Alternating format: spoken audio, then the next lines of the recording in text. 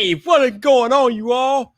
Apologize for being late. I had to pull myself from the PS5. I'm out here playing that new Ratchet and Clank Rift Apart. So kind of had your boy Viper caught up. And then when I tried to go live, my camera didn't want to work. I had to like restart the computer 2 times. But that's neither here nor there. We are live. So let's not waste no time tonight. Let's get right to the introduction because this is a special version of Friday Night Vibe. I'll get into it in a minute. But current time, 6:40. Oh, my Lord, Viper, you're 10 minutes late. But current time, 6:40 p.m. Central Standard Time, which means you are in the right place. You are on the right YouTube channel, baby. Yes. And for those of y'all who are new here, or maybe you caught the replay and you don't know how we do things on this particular live stream, this is the part of the live stream where I'm going to need you to turn your volume down. Because if you don't turn your volume down, I will not be held liable for what your neighbors think about you listening to some loud dude on YouTube. That's on you, not on me. That's on you, not on me. Now, yeah, we got the disclaimer. Come back, camera, come back to Viper. That's right. Now that we got the disclaimer out of the way, let's go into the single most electrifying live stream introduction in YouTube today. Hold on, let me take a quick about water here. It's a little hot on the it's a little hot in the Midwest today. It's like almost like 90 degrees out here. So your boy Viper got the AC on, but it's a little hot. So let me take a quick of my water.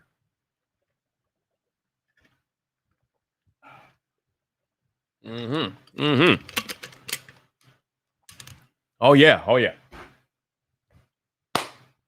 Now we in the building. Remember I said, turn your volume down. This is your last warning. If you don't, it's not on me, it's on you. Woo! Oh yeah. Time to go to work.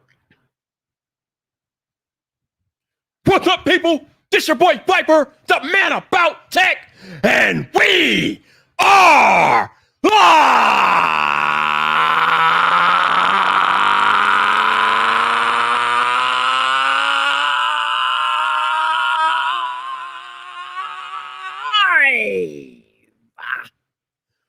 Welcome to Friday Night Fight, baby! Woo!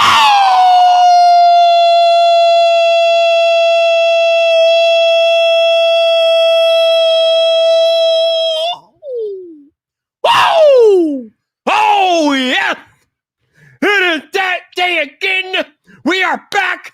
We are live on YouTube. And in a few minutes, we will be live on both YouTube and Twitter Spaces. But before I get started with all that, let me see who I got in the chat tonight. First on the list, I see Gwendolyn G. Hey, Gwendolyn, how you doing? We got, wait, that's wrong. Oh, we got my enforcer, Genosis in the cut. What's up, bro? How you doing? We got some dude named Viper. Get him out of here. We got Jeff. Hell, what's up, Jeff? How you doing? We got my man Scoob, the Bionic. Scoob, what's up, bro? How you doing? We got the Norwegian sensation, LVA. What's up, bro? How you doing? We got Cheyenne in the building. What's up, bro? How you doing? We got Joe. What's up, Joe? How you doing? Oh, we got Max Bowser. What's up, Max? How you doing, man? What's going on? We got My Tech Review. What's up, bro? How you doing? And then we, I think I covered everybody. Did I? Nope. Okay, nope. We got my homie 504 out there too, bro. What's up, 504? How you doing, B? How you doing? So, light crowd tonight. That's cool. So, I figured tonight I would do something a little different on multiple fronts. So, tonight we are doing something I call the TechTuber Lounge. Basically, it's where I invite my fellow creators to come on live and join me and talk about whatever. Basically, usually the conversation centers around technology, YouTube, and content creation. So normally I hold this TechTuber Lounge either on Clubhouse or Twitter Spaces on Saturday. But I figured, you know what? I don't really have a particular topic for Friday Night Vibe tonight. Let me just bring the TechTuber Lounge to Friday Night Vibe. Now, I didn't invite anybody here, so I got to go bitching. Or if any of my fellow tech creators are out there and you want to rock with me and join me on the show tonight, I could throw you the YouTube link, or you can hop on the Twitter Space and I'll let you in via the Twitter Space. But that's how we gonna do this. Yo, Brett, what's going on, Brett? How you doing, baby? How you doing? So what I'm gonna do now is go over to my big iPhone. Oh, before I got there's my big iPhone here. But I also have my little mini iPhone tab. Oh my, let me tell y'all, man, this iPhone 12 mini, which was gifted to me from a member of the community. Shout out to you. You know who you are. But man, this iPhone 12 mini is legit. I mean, this thing is awesome. It's so small, so compact. And contrary to what a lot of people are saying, the battery life is actually not that bad. I mean, I've only been using it for like a day or so, but the battery life is not that bad on the iPhone 12 mini from my quick little 24 hours. But I'll give you guys more feedback as I use the phone more and more. But I'm loving my 12 mini right now. This is legit. So shout out to the community for hooking me up with this. This is awesome. But yeah, let me start this Twitter space, and then we see what we got up in here. What's going on? What we got? Oh. We got. All right. So I'm gonna go over here to Twitter Spaces, and I'm gonna kick this off like a boss.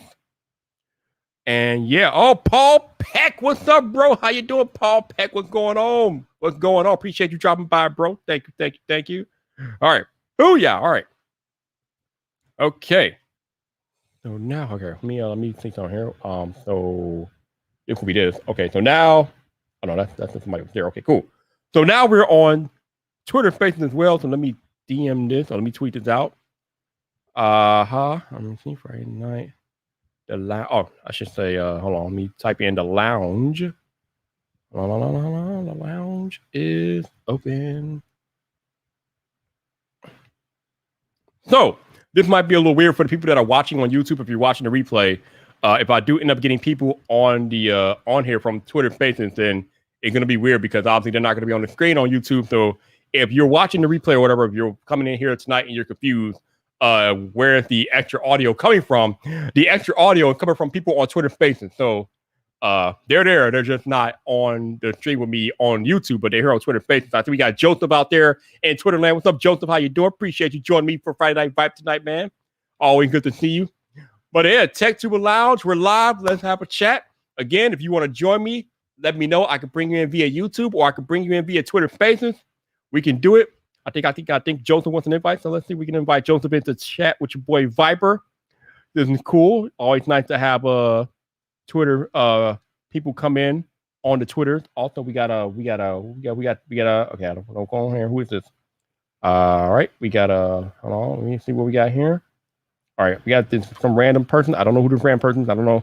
I'm always leery about bringing random people into the Friday Night Vibe. I don't know about that. But yeah, I don't know what's going on with that. But yeah. So what else is going on? Oh, WWDC. We're in WWDC week, so that's pretty cool. I have iOS 15 loaded on my iPhone 12 mini. Pretty stable. This might be the most stable first beta of iOS I have ever used. This is pretty amazing. Like, truthfully told, it's craziness. But I also have it on my iPad, my 2020 iPad Pro. I have iPadOS 15 on the iPad as well. Again, pretty stable. A couple of bugs here and there, but nothing really too major. But we have Joseph from Twitter Spaces. Joseph, what's up, man? How you doing? I'm doing well. How are you? I am good, sir. Thank you for hopping in. What is on your mind tonight? What has caught your attention in tech this week? Just still have a hangover from all the WWDC stuff. Still, processing all of that. A hangover from the WWDC stuff. Okay. Now, was there anything that happened at WWDC that really got your attention or tickled your fancy? Yeah, the FaceTime on the FaceTime update, specifically it being available on Android and Windows, was, in my opinion, the biggest announcement that they made. The most interesting one for sure. The most surprising one. Yeah. Apple bringing FaceTime to Android. Yeah, did not see that coming. Pretty cool, just because it now gives Apple a way to reach people outside of the walled garden. Now, I think me and you were talking about before about how those Android people would actually, what step they would have to take to actually get to the FaceTime call. Now, obviously, it has to do with a link. So the iOS user would throw that person a link, and then the Android user would click the link, and then they would get into the call. But I think what we were discussing is whether or not the Android person in question would have to sign up for an Apple ID before they can access that link. So that's something that we don't know, which is pretty interesting. Yeah, it's interesting because the more I think about it, the more I think that this has potential to be pretty successful. Sorry if you hear any noise in the background, by the way. I apologize for that. Because if you think about it right now, if you were to, let's say you had 3 other people that you wanted to have a video chat with, group chat, and one or more is on Android, what would you use? Well, you'd have to make sure that everyone had the same app. If you were using Zoom, there'd be a 40 or 45-minute long time limit before you have to kill the room and then start it over. Here, theoretically, and I say theoretically because we haven't actually seen it yet, you send someone a link, they click on it, it plays in the browser. So this potentially could be a very seamless way of getting everyone in on a video chat cross-platform. Somebody is backing up a vehicle in Joseph's environment. That's my tea kettle, actually. I'm sorry. That's your tea kettle? What? Okay. Yeah. I never heard a tea kettle back it up like burp, burp. That's pretty hilarious. Also, in the Twitter Spaces, we have my man Michael, the Night Tiger. What's up, Michael? How you doing, man? Hey, what's up, bud? So yesterday I got back from the Tesla Plaid event over in Fremont, and man, that was crazy. I definitely want to try to pick up a Plaid once I can afford like a car that's worth over $100,000. But man, that thing went quick. All right, so I don't know how many people are familiar who are watching or listening to this are familiar with what Tesla announced. So, Michael, can you break it down real quick? Well, what exactly was it that Tesla announced? Yeah, so basically they're launching the Tesla Model S Plaid Edition, as well as the Model X, I believe, and those are going to be starting at around $140,000, I believe. So I guess the 0 to 60 time on the S is 1.9 seconds, which is insane. Oh my God. It's the fastest production car out there, currently being sold, and I think around 20 of them were sold yesterday at the event. And yeah, it was insane. I got to drive in it, or not drive, but I got to get driven around in it, and man, it's insane. I've never been in a car that's like that quick. It's honestly like a roller coaster, and I've been in Teslas, and it's not like anything like that. It's crazy. Wow. So I guess I don't know if you know this, Michael, but why are they calling it Plaid? Like, that's an interesting name to call a car. Yeah, so it's kind of a reference to a older show. I forget the exact name of it, or movie or something like that, where Plaid is essentially kind of I don't know the exact context behind it, honestly, but I just kind of know like slight details from it. But it's a reference from some sort of TV show or movie or something like that Elon decided to throw in the Tesla naming, and I guess it works. So it's kind of weird. Yeah, that is kind of weird. But I mean, if you're talking about the fastest car in production on the streets, I'm pretty sure a lot of speed demons are going to be flocking towards that. I mean, people already love Tesla as it is, but now you put like something like that on the street. We talking about the drag racing are going to be pretty lit with this bad boy out there. Man, it's going to be insane. Hopefully they don't hurt anybody, but man, that's going to be crazy. Oh yeah, for sure. Woo. And also after this, I believe Lamborghini even announced they're moving over to fully EVs, and I believe by 2030, I think this year. Yeah. So it is amazing, like the momentum Tesla has gained in the EV space and how they have pretty much practically pushed the entire automotive industry over to become more EV centric. So just the momentum that Tesla started, and to see the rest of the auto industry following suit is kind of amazing to see. Oh yeah, for sure. No doubt. I see we got my man Paris Lilly in the Twitter space too. Paris, what's up, man? How you doing? If you want to hop in and join, please feel free, man. We can definitely talk about that Ratchet and Clank, which I just got through playing a little bit of. Whew. Oh boy, that's some serious stuff. But we got my man Alex Jackson on YouTube. What's up, Alex? How you doing? Appreciate you dropping in. Also, we got Ethnic in the building. What's up, Ethnic? How you doing? And yeah, Alex, to your point about Apple bringing FaceTime to Android, it is kind of like a play on Zoom and other video services, Zoom, Skype, things like that. So Apple is coming for everybody's neck. So it should be pretty interesting to see just how stable and things FaceTime on Android is when it launches to the public officially here in September. So yeah, we'll see about that. Yeah, so again, you guys know how the TechTuber Lounge works. If you have any questions about technology, YouTube, or content creation in general, or whatever is in the realm of tech, feel free to speak up and let me know. This is an interactive conversation, which I love these things. So yeah, just let me know and we can chat and we can do the things. Yeah, let me go to that since I don't really have a set schedule for this show. So, as you guys are familiar, I have both a PS5 and an Xbox Series X. Today was the release of the much anticipated game on PS5 called Ratchet and Clank Rift Apart, the latest update to the Ratchet and Clank series. And your boy Viper had it queued up, so when I got home from work, I was ready to rock and roll, but I couldn't play it immediately. Got to put an AC in the window so I don't burn up in here. But I got about half an hour, 40 minutes of playtime in, and holy Lord, that game is something else. Like, damn. Like, the visuals are stunning AF. The gameplay is pretty crazy, zany, all over the place. There is so much going on the screen at one time in Ratchet and Clank, it kind of made my head spin. And then here's the killer. Here's the killer feature. We talk about it, but I don't know if we appreciate it enough. The DualSense controller and what it adds to the gaming experience on Ratchet and Clank cannot be undersold. Just the little nuances that the DualSense controller for PS5 brings to gaming, it literally immerses you in the game. And what it does for Ratchet and Clank is just the subtle vibrations and like low rumbles as you're like running around and getting different things or hitting enemies.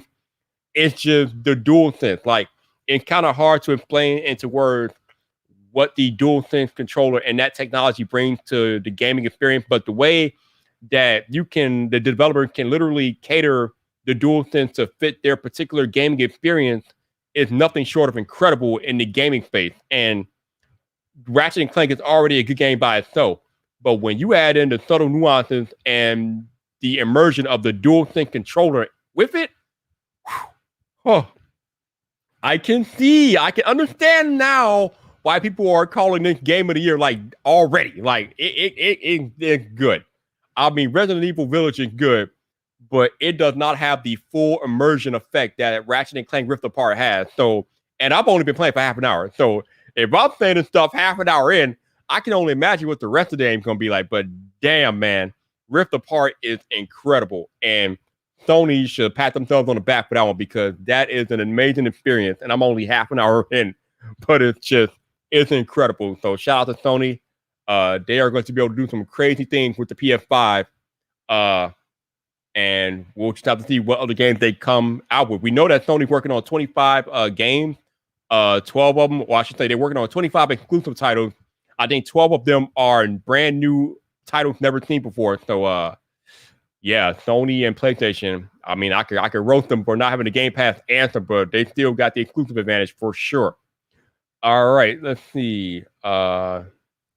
Alex wants to know if I deleted games beforehand. I mean, I've definitely been deleting games off my PS5 hard drive because for whatever reason, we are 9 months into the life cycle of the PS5. Actually, no, not 9 months yet, but we're about 7 months into the life cycle of PS5, and there's still no expandable storage that you can like actually like play the games off of. You got an external storage option for the PS5, but you can't play any PS5 games off of external storage. So that is a bummer. I don't know what the hell Sony's doing over there. There are SSD options that will meet the speed requirements of the PS5 on the market right now. So I don't know what Sony's waiting for. Hopefully, man, I just wanted to add in real quick. Go ahead. I hate that. You too? Yes, bro. I can't play any games on my thing. Like I have to delete stuff every single time. Like just for this Ratchet and Clank thing that just came out. Like I had to actually like delete what's it called? Like 3 games. You're like, bro, it's insane. Like, I mean. It is terrible. I know they added this like new feature where you can throw a hard drive in or whatever, and you can move your PS5 titles over to there, like temporarily almost. I'm not entirely sure how that works yet, but I'm not trying to figure out how it works. I'm just trying to play my games. But man, I hate it. I mean, it sucks. They at least gotta like maybe add the exact NVMe storage option there because it's like the ports are there, storage options are there online. Like I can pick up a Samsung 980 Evo off of Amazon right now, and it'll work. But of course, Sony limits it right now, so it's crazy. But yeah. Speaking of DualSense, how you liking that new black DualSense controller?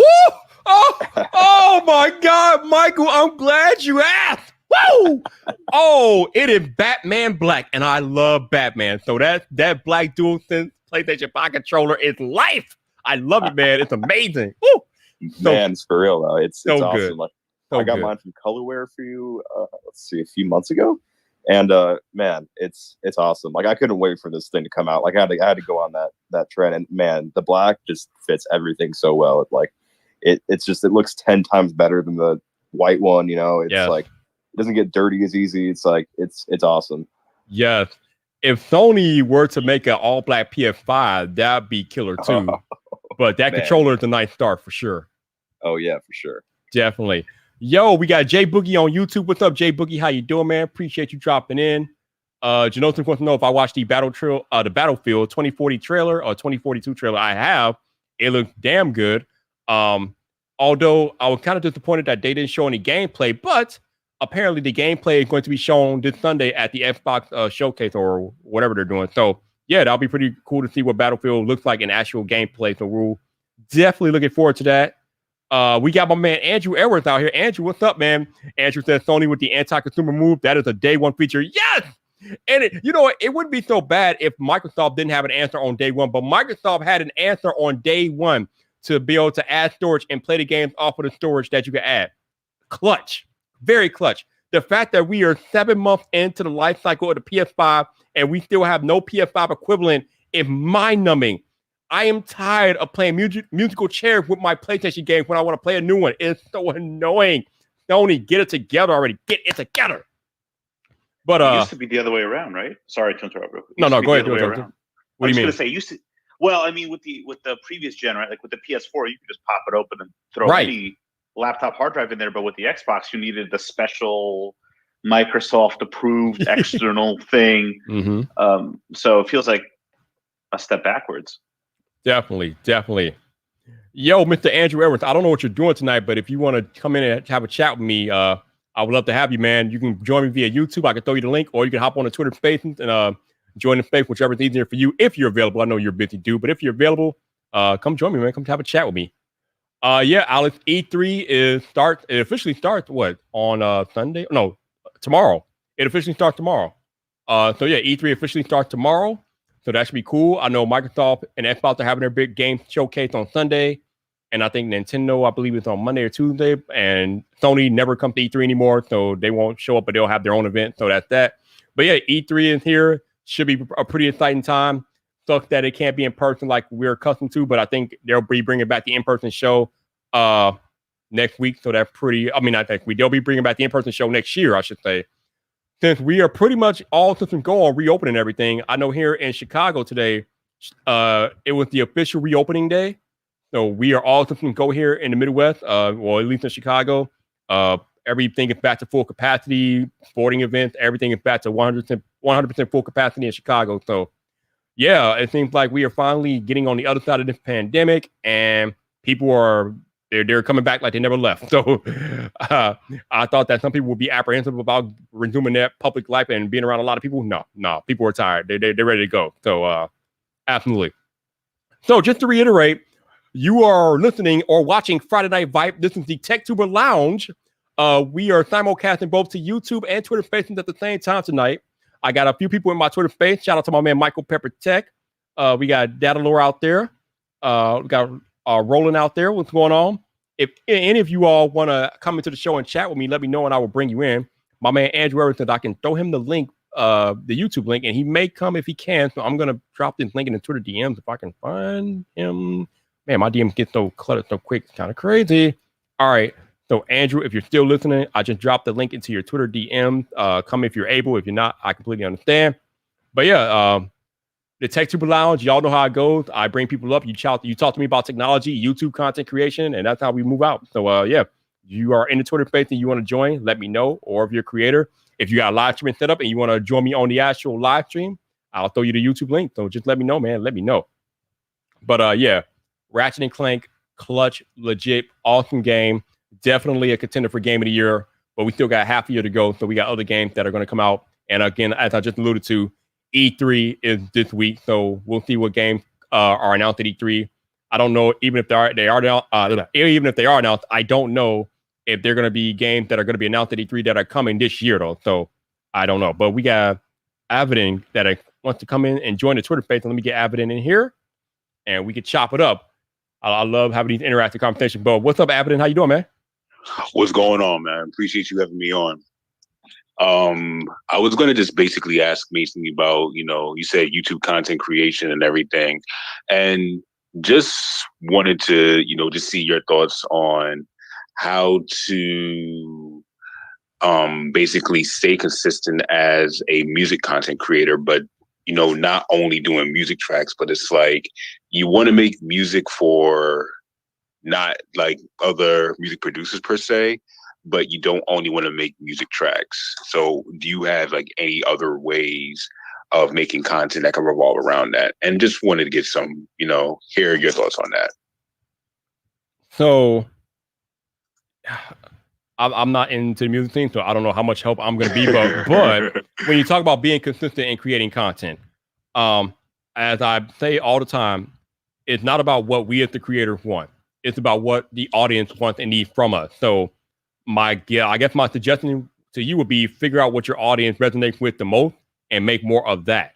Because ultimately, that relationship that you establish with the audience is the most important thing. So you need to be meeting your audience needs, whatever you determine that is. That's what you want to do. And whatever that looks like in your content strategy, that is how you want to execute that. But yeah, it's all about the audience and what they want and need, man. Appreciate it. No doubt, man. No doubt. If you got any other questions or anything like that, let me know, man. Anybody else in the Twitter space wants to come and join and chat technology, YouTube, or content creation or whatever, let me know and I will bring you guys up here. Again, if anybody's watching on YouTube that has a live stream set up, they want to join, let me know and I will bring you in here. We'll have a chat as well. Oh, I guess I could. I think I was talking earlier about my iPhone 12 mini, man. Like, I don't know how to act because I'm a big phone person, so I like bigger phones. But this iPhone mini is slowly changing my mind, man. It is so cool to have a phone that I can use one hand easily again. Like, you can't use no Galaxy S21 Ultra or an iPhone 12 Pro Max with one hand easily. That's not happening. But you can use this iPhone 12 mini with one hand easily, and it's just so refreshing because I haven't been able to do this in such a long time. But the fact that I can do pretty much everything on this phone that I can do on my 12 Pro Max, plus it's a smaller form factor, easier to hold, and the cameras are almost just as good, although it is missing the camera lens on it, but who cares? You don't really need the extra lens anyway. But this phone is legit. The biggest knock is probably the battery, but it's not as bad. Like I said earlier, it's not as bad as you might think it is. It's actually pretty good for how small it is. So I'm loving the 12 mini so far. Definitely legit. All right, I got my man, the Apple Jockey. He wants to come and join me. So let's bring the Apple Jockey in here, and we'll see what he has to say on his mind tonight. Appreciate you guys hanging out in the Twitter space. I appreciate you all watching on YouTube. If you want to support your boy Viper, if you're feeling the content that I'm putting out and you want to support, you do have the option to super chat on YouTube. You guys know how it is. Click the little button down at the bottom right, the $, and you can super chat. It is not required, but anything that you are willing to contribute, greatly, greatly appreciate it. If you happen to be watching me here on Twitter Spaces and you want to contribute monetarily, if you click on my Twitter picker, if you click on my profile, in the profile, there should be an icon that looks like a $. You can click that, and then you can tip me via PayPal on Twitter Spaces if you want to do that. Again, not required, but anything that you're willing to contribute, as usual, greatly, greatly appreciated. But the Apple Jockey, Alex Jackson, is live on Friday Night Vibe. What's up, Alex? How you doing, man? Good. So one thing what was a surprising feature from WWDC was that universal control feature. Ooh. Yeah. I did not think Apple was going to do that. Like you use like a Mac keyboard on an iPad. That just kind of blew my mind there. Yeah, so for those of y'all who are not familiar, universal control, the way Apple has it set up is that you can have like multiple machines. Like you can have an iMac, iPad, or a MacBook Pro, but you can have multiple Macs and iPads or whatever. Actually, I should say multiple Apple devices, but you can control them all with one keyboard and one mouse with universal control. It's kind of crazy how Apple has that set up. It's almost kind of like a KVM switch for PCs and things like that, but it's crazy. Like, I don't know how. It's only a Mac keyboard. You can't use the iPad keyboard on the Mac. Right. We're talking about a Mac keyboard, obviously an Apple mouse and things like that, but you only need one, but you could use that one keyboard and that one mouse to control multiple Apple devices at the same time, which is kind of bananas. So yeah, universal control, definitely legit. Awesome feature that I'm pretty sure a lot of the power users will definitely get a lot of use out of for sure. And another feature was that go ahead. how you can AirPlay your phone to your Mac now. Yeah, they have AirPlay for Mac. Absolutely, that's pretty cool. And apparently you can do like a Mac to a Mac. Apparently. Yeah, I think I don't know if that feature is ready yet quite, but I know I think it's coming. But yeah, that the AirPlay capability is always legit. I mean, we already love AirDrop, so being able to AirPlay content from one device to another, it's definitely a good look. So I'm looking at the YouTube chat, and we have Liz in the building. Hi, Liz. How you doing? And yes, your boy Viper is donning the yellow tonight. Liz, I appreciate you stopping by. Hopefully you're doing well. Definitely. I don't know what you're doing tonight, Liz, but if you want to join your boy Viper, you have a couple of options. I could throw you the YouTube link. And if you have your camera thing set up, you can come join me via YouTube, or you can hop on Twitter and hop in the Twitter space, and I can bring you in via the Twitter space until you update it already and things. But yeah, your boy, the show is over tonight. So if you guys want to join, let me know. Again, if it's any of you all that are in the Twitter space, if you want to come in and ask a question or talk about content creation, YouTube, technology, whatever, let me know and I will bring you guys in. So what else is going on? Also, shout out to my dude, John Prosser. He launched his Front Page Tech website today. That's pretty cool. I mean, you work so hard as a creator to reach different milestones in your creative career. And him launching his own website is definitely legit. So shout out to John Prosser over there doing big things with Front Page Tech. See what else is going on? What else is happening here? All right. Okay. So I'm trying to see what else is going on. Now we got that awkward silence. Oh, I see Liz wants me to hit her up. So I'm going to, all right. I'm about to do this on the grid. Yeah, I'm gonna do it on the gram. Hold on, Liz. Let me get this situated here, and I will hit you on the gram, and we can bring you into the YouTube and chat. But yeah, like I said, if anybody in the YouTube comments has questions, let me know, and I can answer your questions. Or again, if you're in the Twitter space and you want to come in, let me know, and I will bring you in. Let me just take the moment to copy and paste this link and things like that, and we will make it happen. Michael Pepper, appreciate you dropping in as always. Michael Pepper, one of the most opinionated dudes on the tube. Always cool getting his insights on things. All right, let me see what we got here. Also, while I'm at it here, shout out to my man Derral Undone. Man, my man Derral Undone got the MKBHD shout out today. Wow. Now you know you're doing big business when you get a shout out from MKBHD. So, but he's well deserving. If you guys aren't familiar, Derral Undone is a camera content creator on YouTube. I mean, the man is like the official camera nerd. The content creators go to Derral Undone when they want to know about cameras and how they work. So again, shout out to my man Derral Undone. I mean, you got that MKBHD shout out that you're doing things. I mean, he was already doing things, but now he really gonna be doing things with that MKBHD shout out, dude. So that is what's up, man. I've had Derral on my live stream before, so definitely always a pleasure talking to Derral Undone. And watching his content, it's like a masterclass every time. So shout out to Derral Undone. Hopefully the man will continue to make the fire content that he creates.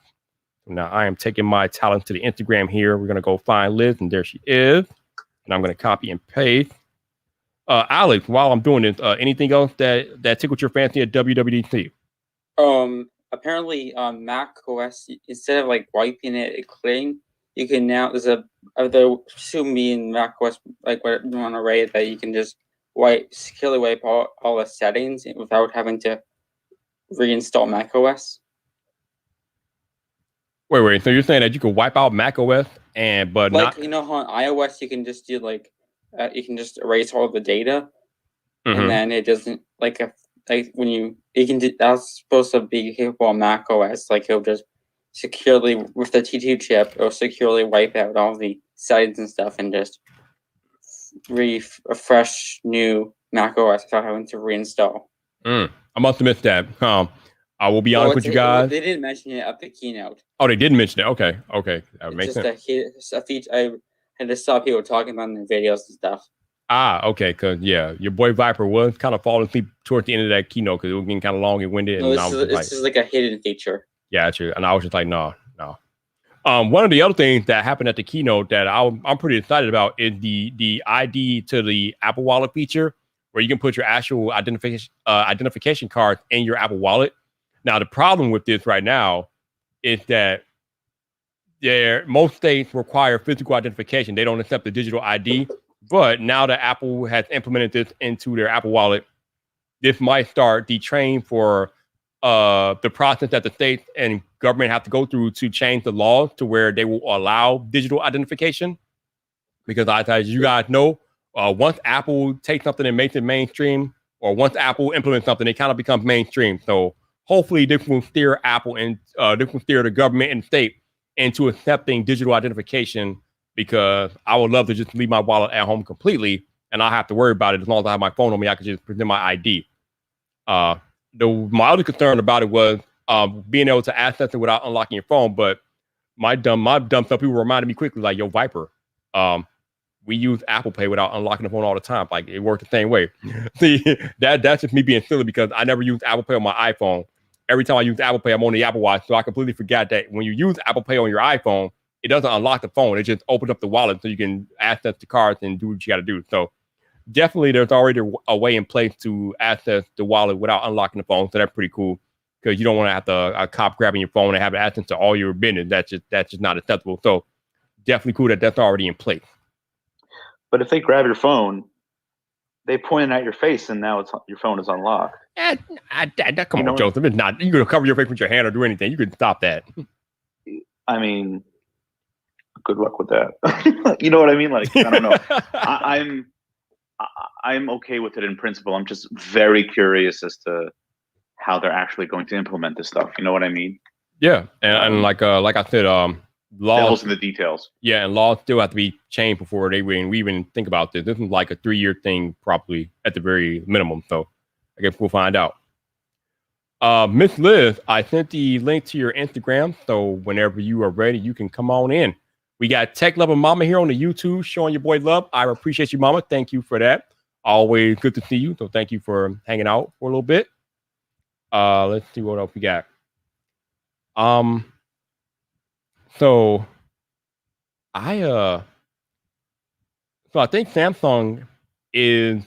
I've kind of commented earlier, like this summer, about how Samsung has been pretty quiet on there, and like with like no new device announcements or anything like that. But from the grapevine, I have heard that Sammy is ready to strike, and we know that the Z Flip 2 and the Fold 3 are both they're expected.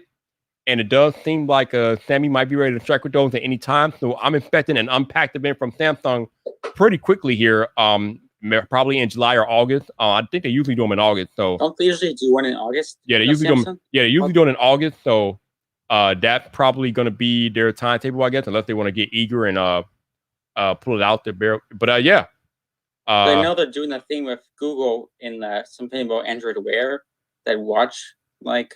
Yeah, I think they completely redesigned Wear OS. Oh, that's it's not called Wear OS anymore. It's called Wear, called Android Wear now, I believe. So yeah, pretty cool to see what they do with that.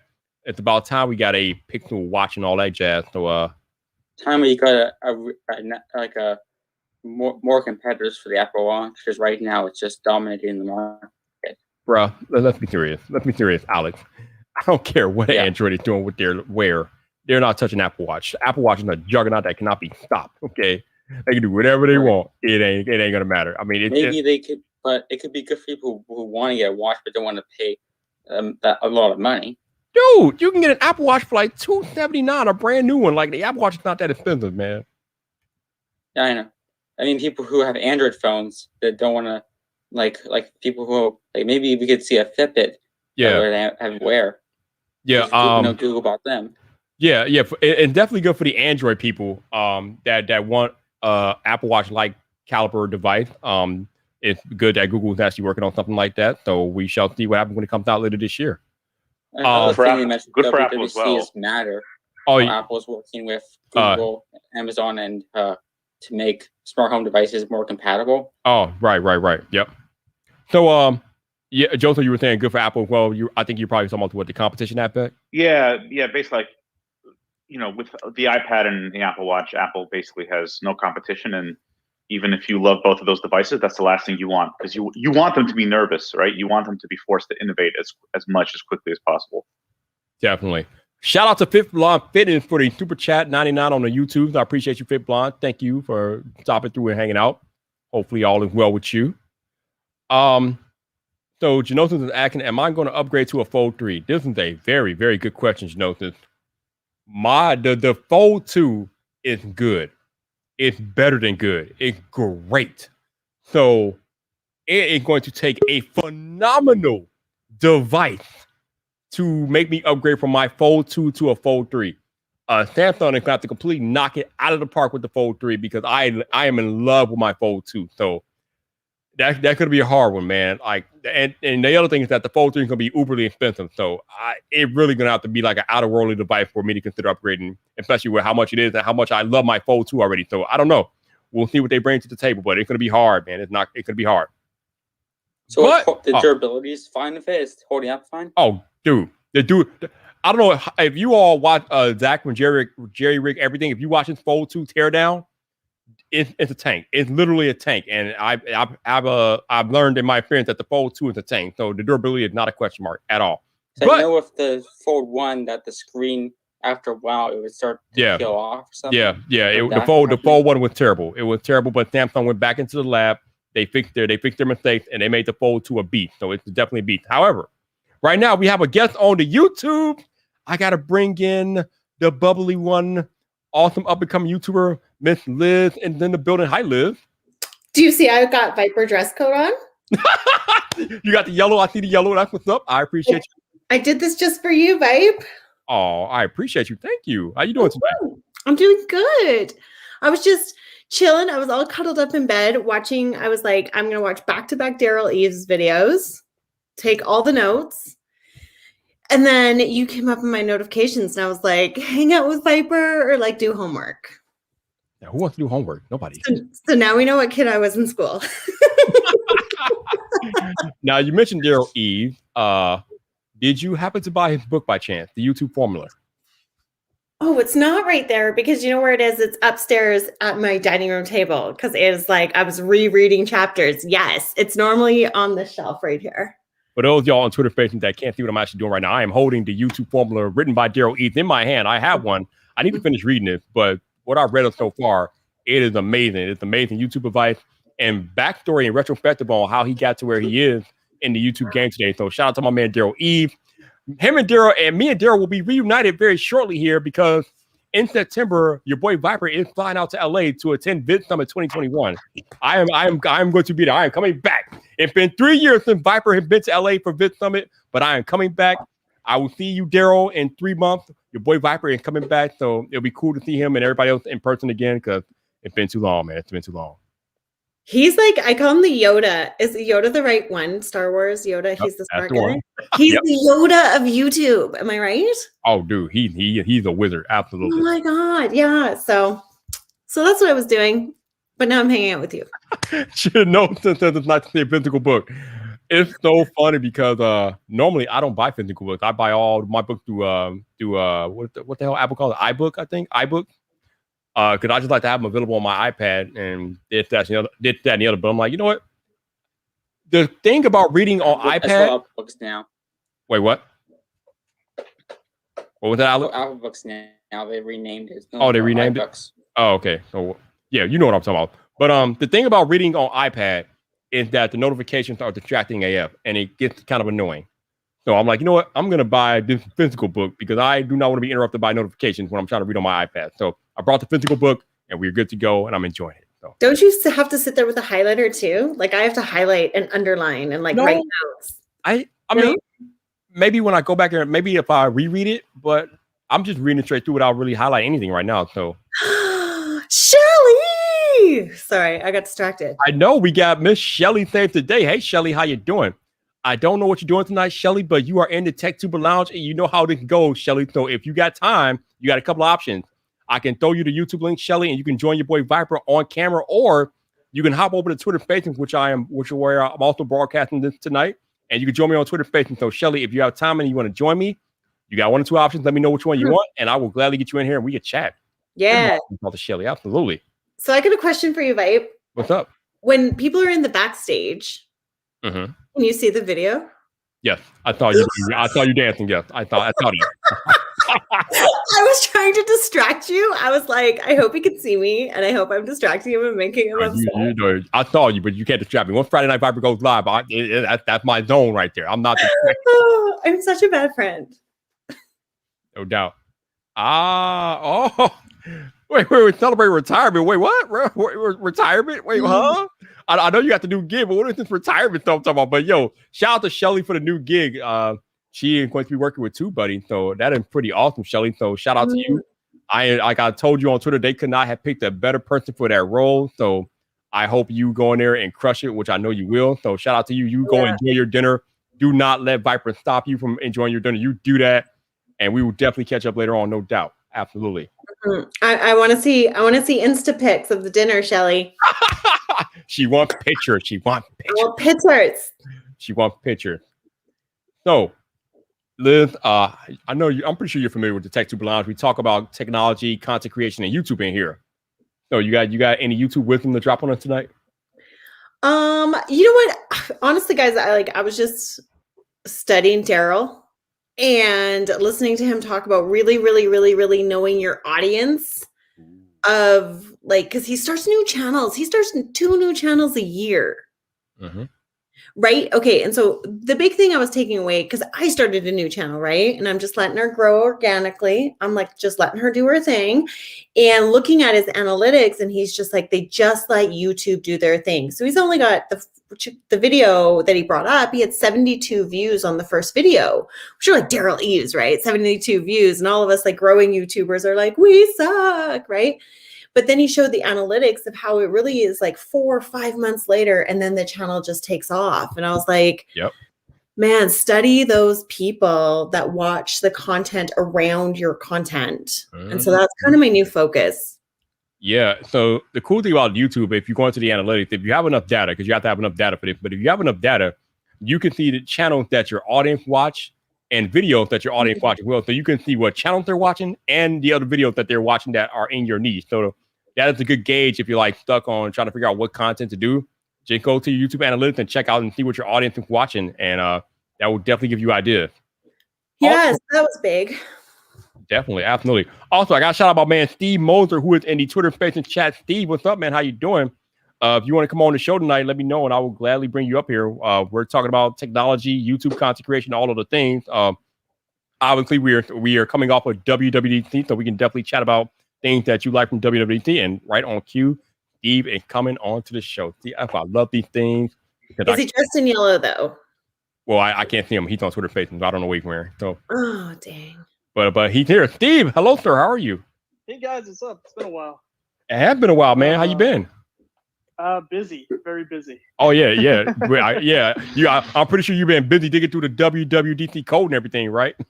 Oh yeah, it's weird because it's my point of view on that is interesting because just digging through everything that's there, it's just a million features, user-facing features, and normally about 8 o'clock or I'm caught up on digging through everything, heading off to Mac Rumors, done with my Twitter feed, and maybe I'll go back and watch the keynote or something. It was 11 p.m.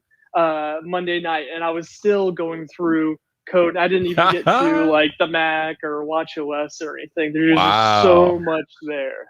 Wow. All right, so let's talk about the keynote itself. What caught your eye at WWDC on Monday? The driver's license thing was really interesting. Yeah, that's right. Yeah.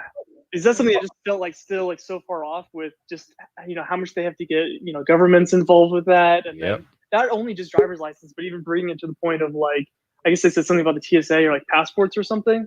So I'm really curious to hear about which states first. Yeah, I when I talked about this on Twitter, people were telling me about how it's going to take a few years for other states and the government to adopt it and make it legal, because right now most states require physical identification, so they don't take the digital ID. But as we know, Steve, once Apple implements something into their mainstream product line, adoption tends to happen rather quickly. So I'm guessing that this is going to be the same thing, where now more states are going to rush to start adopting physical identification standards and things like that. Oh yeah, and digging through the code, it's interesting. It's very intertwined with Touch ID and Face ID.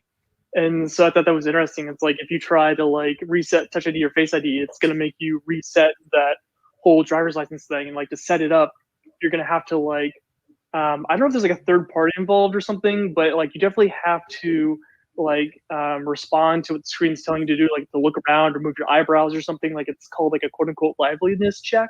Mm-hmm. So I'm just really curious how that's all going to sort itself out, and like if it's going to tell you like a random sequence of things to do, or takes a video and then sends it off to a third party to verify. I don't know. Like it's I just see the edges of this, and I'm really curious to dive into it more and see what happens. Actually, I just realized I do have iOS 15 on my iPhone 12 mini, so I can try to put that ID into my iPhone and see how that works. So that'd be pretty cool. But we have another guest that is joining the show on the YouTube. We got the most opinionated people in tech YouTube. I got to bring in the peppery one, Michael Pepper Tech. Michael, what's up, man? How you doing? Good. How are you guys? I am doing good. What's on your mind tonight, Michael? What is going on? Oh, man. I just got to say, I feel like there has been a lot of harshness going on with the iOS updates. And partially, I feel like it's because people aren't actually taking time to learn the new things that have come into play. And they expect multitasking to work like it works on a Mac. And in my opinion, the updates, in particular, the app library on the iPad was a huge multitasking improvement, because instead of having to go home, you just pop that up. It's kind of like the, what's it called here on the Mac? Launchpad. Mm-hmm. Where it brings up all those apps and then you can tap and drag in things. They also now, if you get a notification, you can just tap and drag that app into multitasking. So if you're sitting there, you're using Safari, and let's say you get a iMessage, you can just drag it in next to it, pops up, goes into split screen. There's a lot of like use of life things that are very handy to me. And I've actually been using my iPad more than I've been using my MacBook. I plugged in my MacBook to do this live stream like the first time in this last few days, just because of the things that they've done that's made it easy. The Logitech Combo Touch case is really, really nice.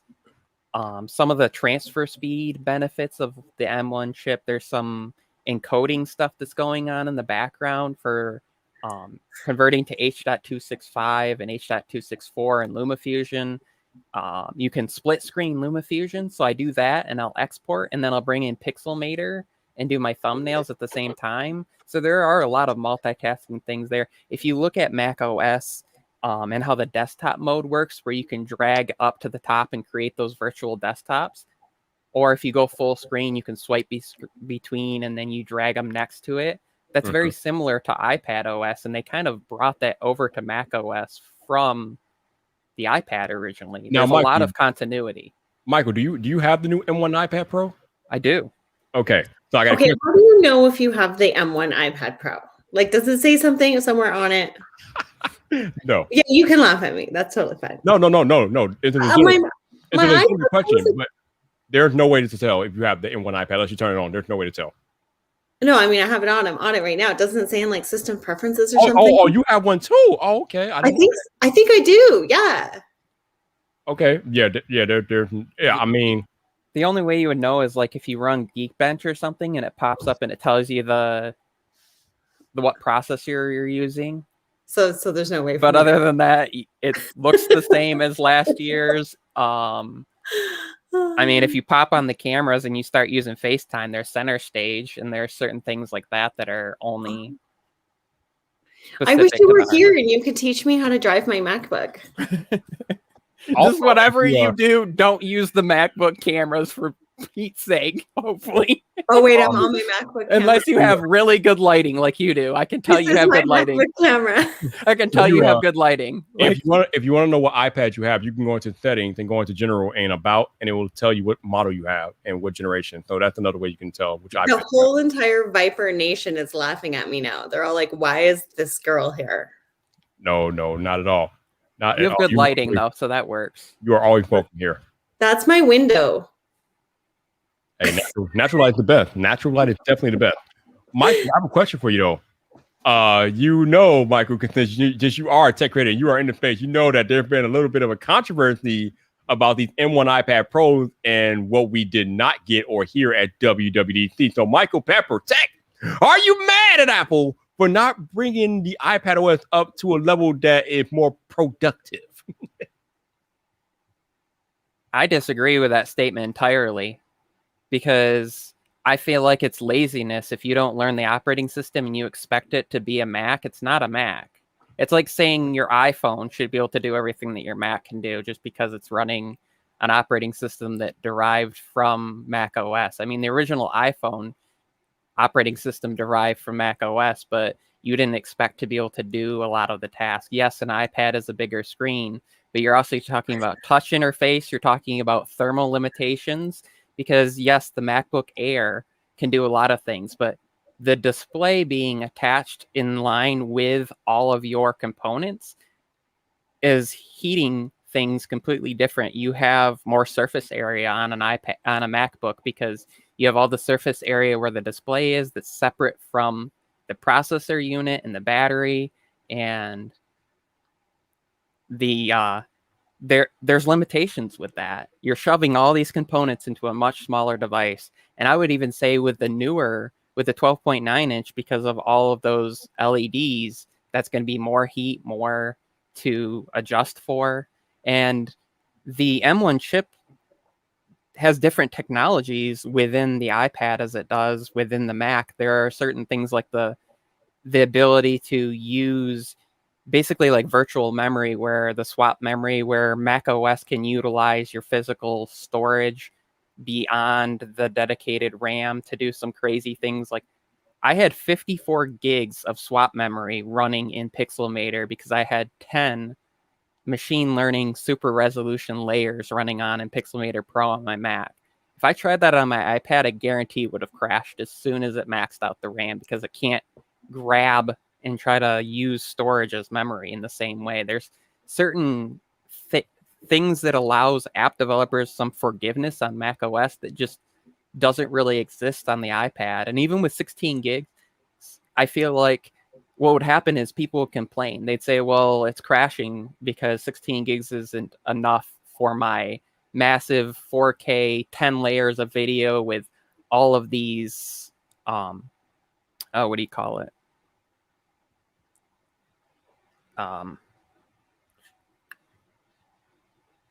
Like your what do they call those?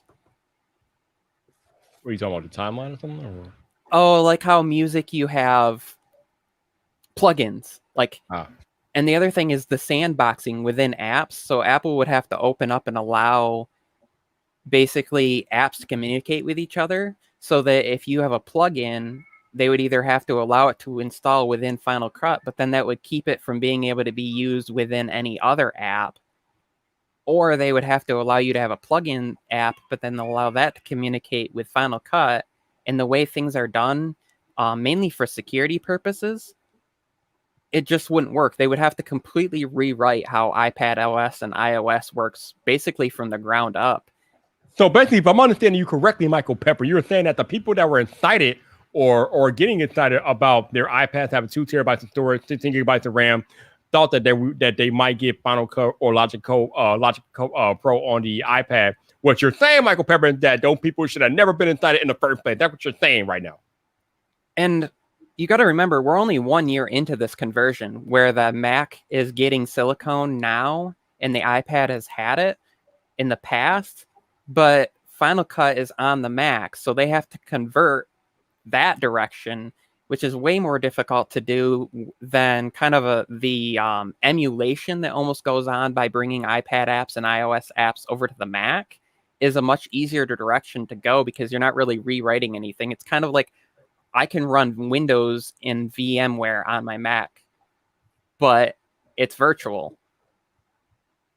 Going the other direction, you're talking about essentially taking apps that have been designed to use the power of a full desktop and converting them. And then not only that, but making them work with touch. And I think if they were to go in and say, guess what, you can use Final Cut, but you got to use a mouse and a keyboard, how many people would be pissed off that they now had to shell out $400 for a Magic Keyboard beyond the original to use it at all? I mean, there are apps that I use that are like that like they've brought them over to the iPad, but they kind of suck with touch. And so you kind of have to use the key. And then there are apps that are the other way around that like you really want a touch device.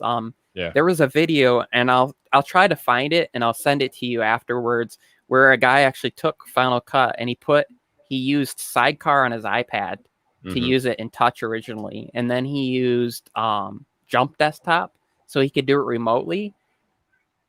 Within like 2 minutes, he was grabbing his keyboard and mouse and pairing it up because you lose keyboard shortcuts. There's a whole entire aspect. Command B, like that one alone for splitting clips is like that's the one thing people don't think about. That Final Cut Pro is not it wasn't made for touch. No, it would definitely be different. However, we have another guest coming to the YouTube stage. Probably the hardest working man in tech, and probably one of the last times I'll be able to talk to him on these streams because he'll probably be busy AF now that we're opening back up again. But I got to bring in Mr. True So Icy, Andrew. What's up, sir? How you doing? What's up, man? How you been? You can hear me. Everything sounds good. Perfectly. You know, it's rare. It's rare that happens for me on the first try. I don't know. You've been lately. Do I have an M1 Mac? No, it sounds like you're on an M1 Mac. Oh, I'm on an M1 iPad right now, actually. There you go. Ooh. There you go. Okay. Hey, Andrew, I'm going to ask you the same question I just asked Mr. Michael Pepper. A little controversy with these iPad Pros. Apple putting in 2 terabytes of storage, 16 gigabytes of RAM. So there was a lot of speculation, Andrew, that the iPad will become more pro level, maybe with the additional possibly Final Cut Pro or Logic Pro. But obviously, that none of that stuff happened at WWDC. Should the people who brought M1 iPad Pro be mad that these expectations were not met? You're like, yeah, look at his face. Look at his face. Look at his face. Look at his face. Listen, I love it. I love it. I feel like this is the problem with like the tech nerd community, I think. Or really, I mean, when you buy something, it doesn't have to be tech, anything at all. If you buy something and on the day you pay for it, you felt it was worth paying for, why does something in the future that doesn't take away any of the functionality that you bought it the day you paid for it, all of a sudden make it not worth it or make you upset? Solid if it was point. worth $1,000 or whatever it is, $1,200, $1,000, $800, whichever iPad you bought, if it was worth $800 a month ago, now it's not because of WWDC, which took away 0 features from the day you bought it. That to me, that just makes no sense. Like that is the peak of like the tech nerd unreasonableness, in my opinion. Second of all, when has Apple ever at any WWDC in history announced a new version of Final Cut? 0 times. They have new, like if they're going to release new versions of Final Cut, new versions of Motion, new versions of Logic, that's going to either be a press release or at a different event. That's not that's not nothing to do with developers. Developers are not video editors. They're developers. They're doing Xcode. That's their app. Xcode, Swift. Like that's what Apple talked about at WWDC. So again, do people not read? Like, when have they ever done this? And if the answer is never, then why do you expect them to do it now? You know, like, how people get in their emotions. You know how people get into their emotions, Andrew. You know how it goes. Right, but it's unreasonable. Like, and I also feel like the other thing with this, and this is like a measure to my peers, I feel like it's like my job, but our collective job. If we have audiences, it's our job to temper their expectations, not get them all riled up. What? Like it's my job. Like just like I was said on Twitter before, like there was no hardware at this event, but when people were like, Apple very rarely does hardware, I was like, no, they do hardware more often than not. In the past 16 years, they've done it 9 times, so that's more than half the time. So more often than not, WWDC has featured new hardware. So why are creators saying it's super rare that Apple does hardware at WWDC? Well, that's incorrect. That's not true. So since there was no hardware announced at this one, now it's half. 50% of the time in the past 16 years, Apple has announced new hardware. So it's not rare. It's a coin flip at this point. So I just feel like as a creator and as someone who has an audience, like I have to be more responsible than the people on Twitter who are mad about stuff. I have to be the one to say, hey, you're looking forward to this happening. Well, this has never happened before. And I think if Final Cut is coming, let's just say it is, it would be when Apple announces the next major version of Final Cut for both Mac and iPad. Final Cut, whatever we're on, 10.5 or 4, whatever it is, maybe it needs to be the next version. Maybe 11.0 is going to be the one where it's like, hey, this is a new version for Mac, and now it also works with your iPad. Why is it going to be at WWDC? So we have to communicate with our audiences to kind of temper their expectations rather than a lot of the videos where you're like, hey guys, is Final Cut coming? And second of all, since when is Final Cut the barometer for a device being pro? Like, how many professional people in the world use Final Cut specifically? Like, only video editors do. There's lots of other things that pros do, professionals do, that don't involve Final Cut or Logic at all. It's not like video and audio are the two. That's it. If you don't have this, then it's not a professional device. Right. Yep. I don't know what doctor has needed Final Cut Pro at work. I'm just saying. Right? Like, think of all the different types of. Go ahead. What? Wouldn't it be hard to edit? I just feel like it'd be so hard to edit off an iPad anyways. I'm like, is there something, and there very much could be something I'm missing. So I've never done it, but there are others, including like people like Travis and Viper actually used to do it too, who edited on their iPad. I used to, yes. Yep. I have edited every single video in my channel with the exception of 3 on an iPad. Wow, actually, that's incredible. I've never done it What personally. am I missing? You gotta get in there and get used to it. Definitely. LumaFusion is incredible. LumaFusion and then Pixelmator is really good for photo editing if you want to go beyond like Snapseed. Pixelmator is really good. Canva is a good one if you want kind of instruction to like preset layouts that are more in depth than something like Pixelmator. I like Pixelmator because they have a Mac app, and so I can just kind of go between. I started using Pixelmator when I was in the photo program because you could export files and bring it over to Adobe's suite because they crosstalk same file format. And I mean, there's a lot that you can do in there. You can export files in Final Cut Pro. Actually, what I've been doing is I've been using LumaFusion on my M1 MacBook Air because it's one of the files that are one of the apps that are supported in the whole iOS and iPad OS apps on Mac. And then I just start on my iPad or iPhone and AirDrop the file over, and all of your cuts, all your titles and everything are there. And since it's not having to convert to Final Cut, there are some weird things was going from LumaFusion to Final Cut. Like transitions and text overlays don't always go across because if they don't exist on Final Cut, it can't send them. And so it will just, and sometimes it won't send like the whole clip as well. So you can't adjust and drag it back out. Where when you're doing that from LumaFusion on the iPad to the Mac, it's sending that whole thing, that whole file. So you can adjust it afterwards. And it's, yeah. Yep. Joseph, I know you want to put 504's comment up. Put 504's comment up. Yeah. Okay. Because hold on, I got it. Well, so 504 says I don't know if I should be surprised that the M1 iPad Briars are mad or mad that they're surprised. Oh, that's funny. Hey, Joseph, you want to jump in here? Jump in there, Joseph. Yeah, I was going to actually mention what Andrew ended his rant with, which is it's very typical kind of arrogant tech nerdum to be like, well, I'm a video editor. So if the app I use isn't there, it's not a pro device, right? But as a photographer, Lightroom CC on the iPad is just as pro as it is on Windows, Mac, or any other device that you use it on, right? And I can understand if Apple were saying we're killing Mac OS, we're sunsetting Mac OS in 12 months, right? Then I can understand people saying, well, then you better bring it to the iPad. But the Mac isn't going anywhere. It's still there.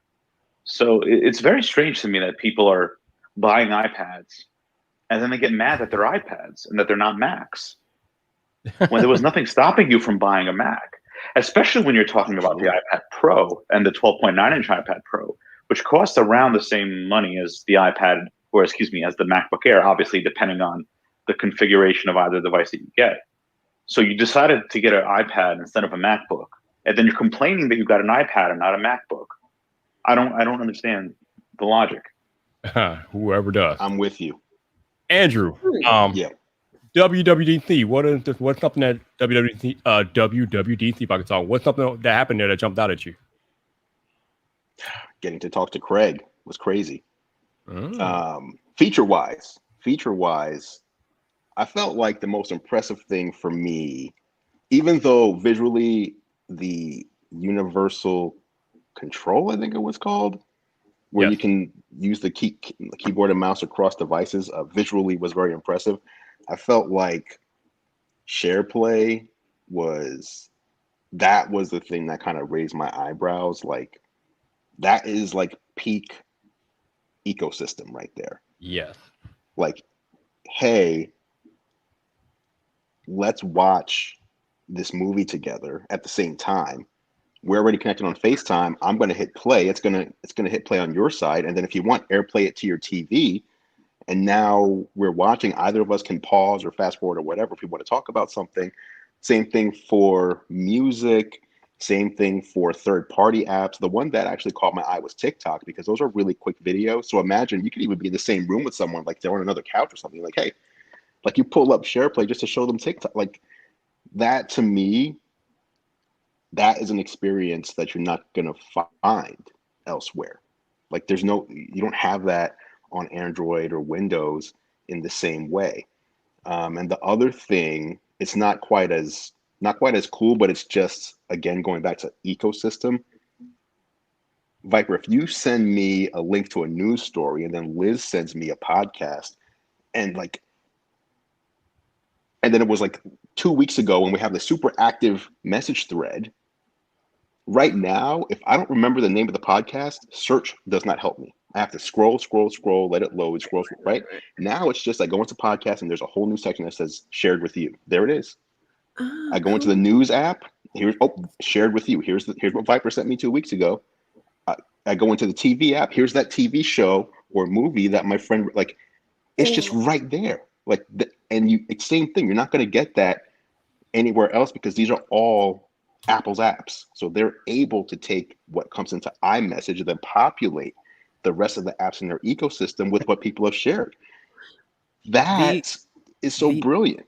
These are all things that, like, my mom shared a link to a YouTube video with me, and my buddy shared like an Amazon link. These all in Safari, and I had forgotten about them and I hadn't watched them yet. And it's like, oh, you haven't watched these, so we're gonna put these as like your shared from stuff. That's cool. The impact on the creator economy for that, though, right? When we go back to making YouTube videos or whatever, when we talk about making shareable YouTube videos to grow your presence, if people are sharing your videos and it's getting lost in the feed, they never come back to it, yada yada.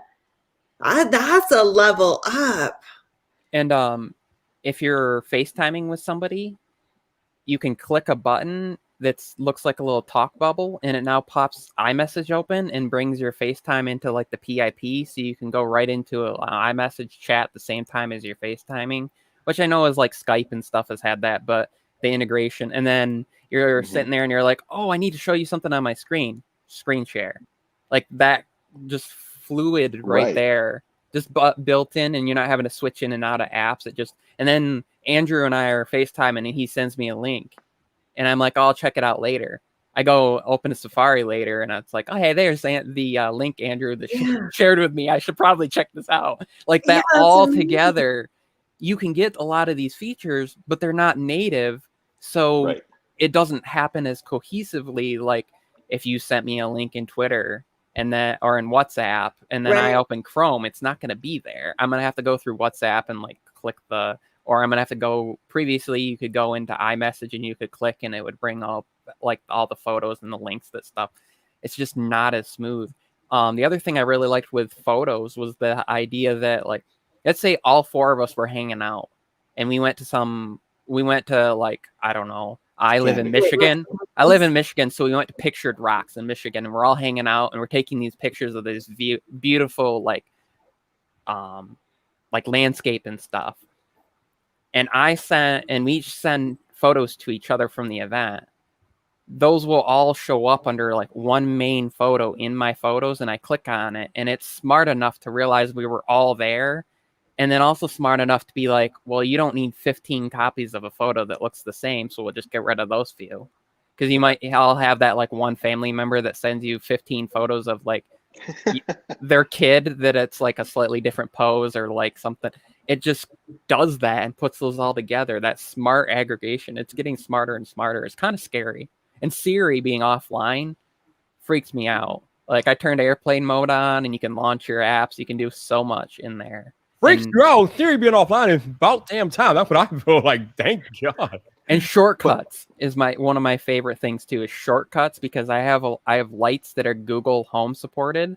So I create shortcuts that essentially tells Siri to give that command to Google's assistant, and it works on anything. I've set up shortcuts that if I'm on my Mac and I click, it sends the audio to my HomePod, and if I click another one, it brings it back, and it's device dependent. So if I'm on my iPad, I can click on that same command, my iPhone. There's just a lot of automation stuff that it does really, really well. Yeah, well, you about to this is the stuff that I think is way more important than people complaining about Final Cut and Logic on an iPad. I actually commented on Twitter during the keynote, and I think some people thought I was being sarcastic, but I wasn't. When they were talking about the health stuff, I said these health features are a way more important feature than Final Cut on the iPad. And some people, I think they thought I was being sarcastic, but it's true. How many people have children and or aging parents whose health they would like to be able to monitor remotely to keep an eye on them, right? Like this is what Apple's spending their time on. And it gets completely overlooked by the hardcore techies because they can't edit a video using an Apple app. They can edit using another app just fine, using Final Cut. That means WWDC was disappointing to them, or because a MacBook Pro wasn't like, this is a piece of hardware. It's coming. Just because it wasn't announced at that event, it doesn't mean it's not coming. It's still coming. Oh yeah. How does like those two things not happening equals WWDC was a big disappointment when there's all these features that when you think of the average person, like take yourself out of it, the average person out there is going to benefit way more from the things we're talking about right now than they would Final Cut. No doubt. Jumping in, Steve. Yeah, I just want to say I agree with that totally. I just like this take on, I don't know who it was on Twitter that like, would it have been better if Apple marketed the M1 iPad as the A14X iPad, even having the exact same specs? And then, there wouldn't be this, expectation that people have of this being a totally different world for the iPad now because it has a MacBook chip in it rather than a series chip. Yeah. One thing just to piggyback on what was just said about the health thing, the whole, you're walking funny thing, or sorry, obviously that's not what it's called, but them monitoring good name though. Yeah, they should have called it that. Would have been great. No, but the whole gait tracking thing I find fascinating because now they're collecting all of that data and they can tell you whether you're walking in a way that might indicate a health problem. They can tell you whether you have AFib, right, or whether they think you might have AFib. And I'm super curious to see what happens with all of that data 5 years down the road, 10 years down the road, where they say you're between the age of 50 and 57. And you're leaning a little bit to the right when you walk, and your heart rate went up by 5 beats per minute over the last week on average. There's a 75% chance that you'll have a heart attack within the next 6 months. Go see a cardiologist, right? Like that kind of stuff to me, again, piggybacking on what was just said, is way more impactful to way more people than, oh no, that one app that I like is not on that device that I have. Life is over. Oh, we all know that the woke minority is pretty loud when they don't like something. But yeah, I agree with all of you all. The health features are infinitely more important than any app that can come to iPad for video editing. Andrew, I thought you would pull out the beat over there, Andrew. But I got to tell you, man, this little iPhone Mini I just got yesterday. Whew. Think the beat, Andrew. Think the beat. Oh, I have them all. I have all. I know you have all. I know. The iPhone 12 minis. I mean, obviously it's not my phone of choice, but I can definitely understand why people love it. I feel like it's an interesting thing though, because Apple has the SE2, right? That's what I wanted. So the SE2 and the Mini are both small, but the SE2 is selling more than the Mini because it's cheaper. And so it makes me like, if there was no SE2, the Mini would be a way hotter seller because people want small and cheap. And if you can only get it in one form factor, that's the only choice you have. But since there's two, the Mini seems to be kind of suffering. Although what's also interesting is the Mini, while suffering, and this was similar to the iPhone 5C. Remember the 5C? Yep. Which everybody called a flop. So the 5C did not sell as well as Apple wanted it to, but it outsold every Android device for that year except for one, and everybody called it a flop. It outsold every other Android device on the market except for one. So it's just interesting when you look at it that way. I call it a success, but you know what I mean? Like, but it didn't sell as much as they wanted it to, so therefore not a success in their eyes. I think the Mini is similar. It's selling more than a lot of Android devices out there, but it's not. It's way lower than the other iPhone 12 series of devices. Do you think Apple will bring back the Mini this year? This year, yes. I think this year, yes, because they don't abandon a form factor after 1 year. But next year, that's more where I'm more concerned for it. Gotcha. Okay. Like if it's a 12S year, then we're going to have everything from the 12 repeated this year, in my opinion. Right. Yeah, that makes sense. All right. So I'm looking at my Twitter pages and I see my man James Apple wants to hop in here. So we'll bring James in here. Hi, James. Oh, and hi, Joseph. Hello. He went. Coming up, I'm curious about the whole 12S versus 13 naming, since like the CAD files leaked and the camera configuration is different. And I feel like normally in an S year, it's got to look like pretty much exactly the same. But I don't know, with that like very visible difference, if they're just going to go all out and call it a 13 or something, I have no idea. You know, I almost wish they would get rid of the whole S naming convention, but who knows? I don't know. Ultimately, it doesn't matter, right? No, it doesn't matter. The phone is whatever it is, and then whatever they call it. And it's going to sell like hotcakes regardless. But yeah. Right. Definitely. Yo, Mr. James Apple, what's up, man? How you doing?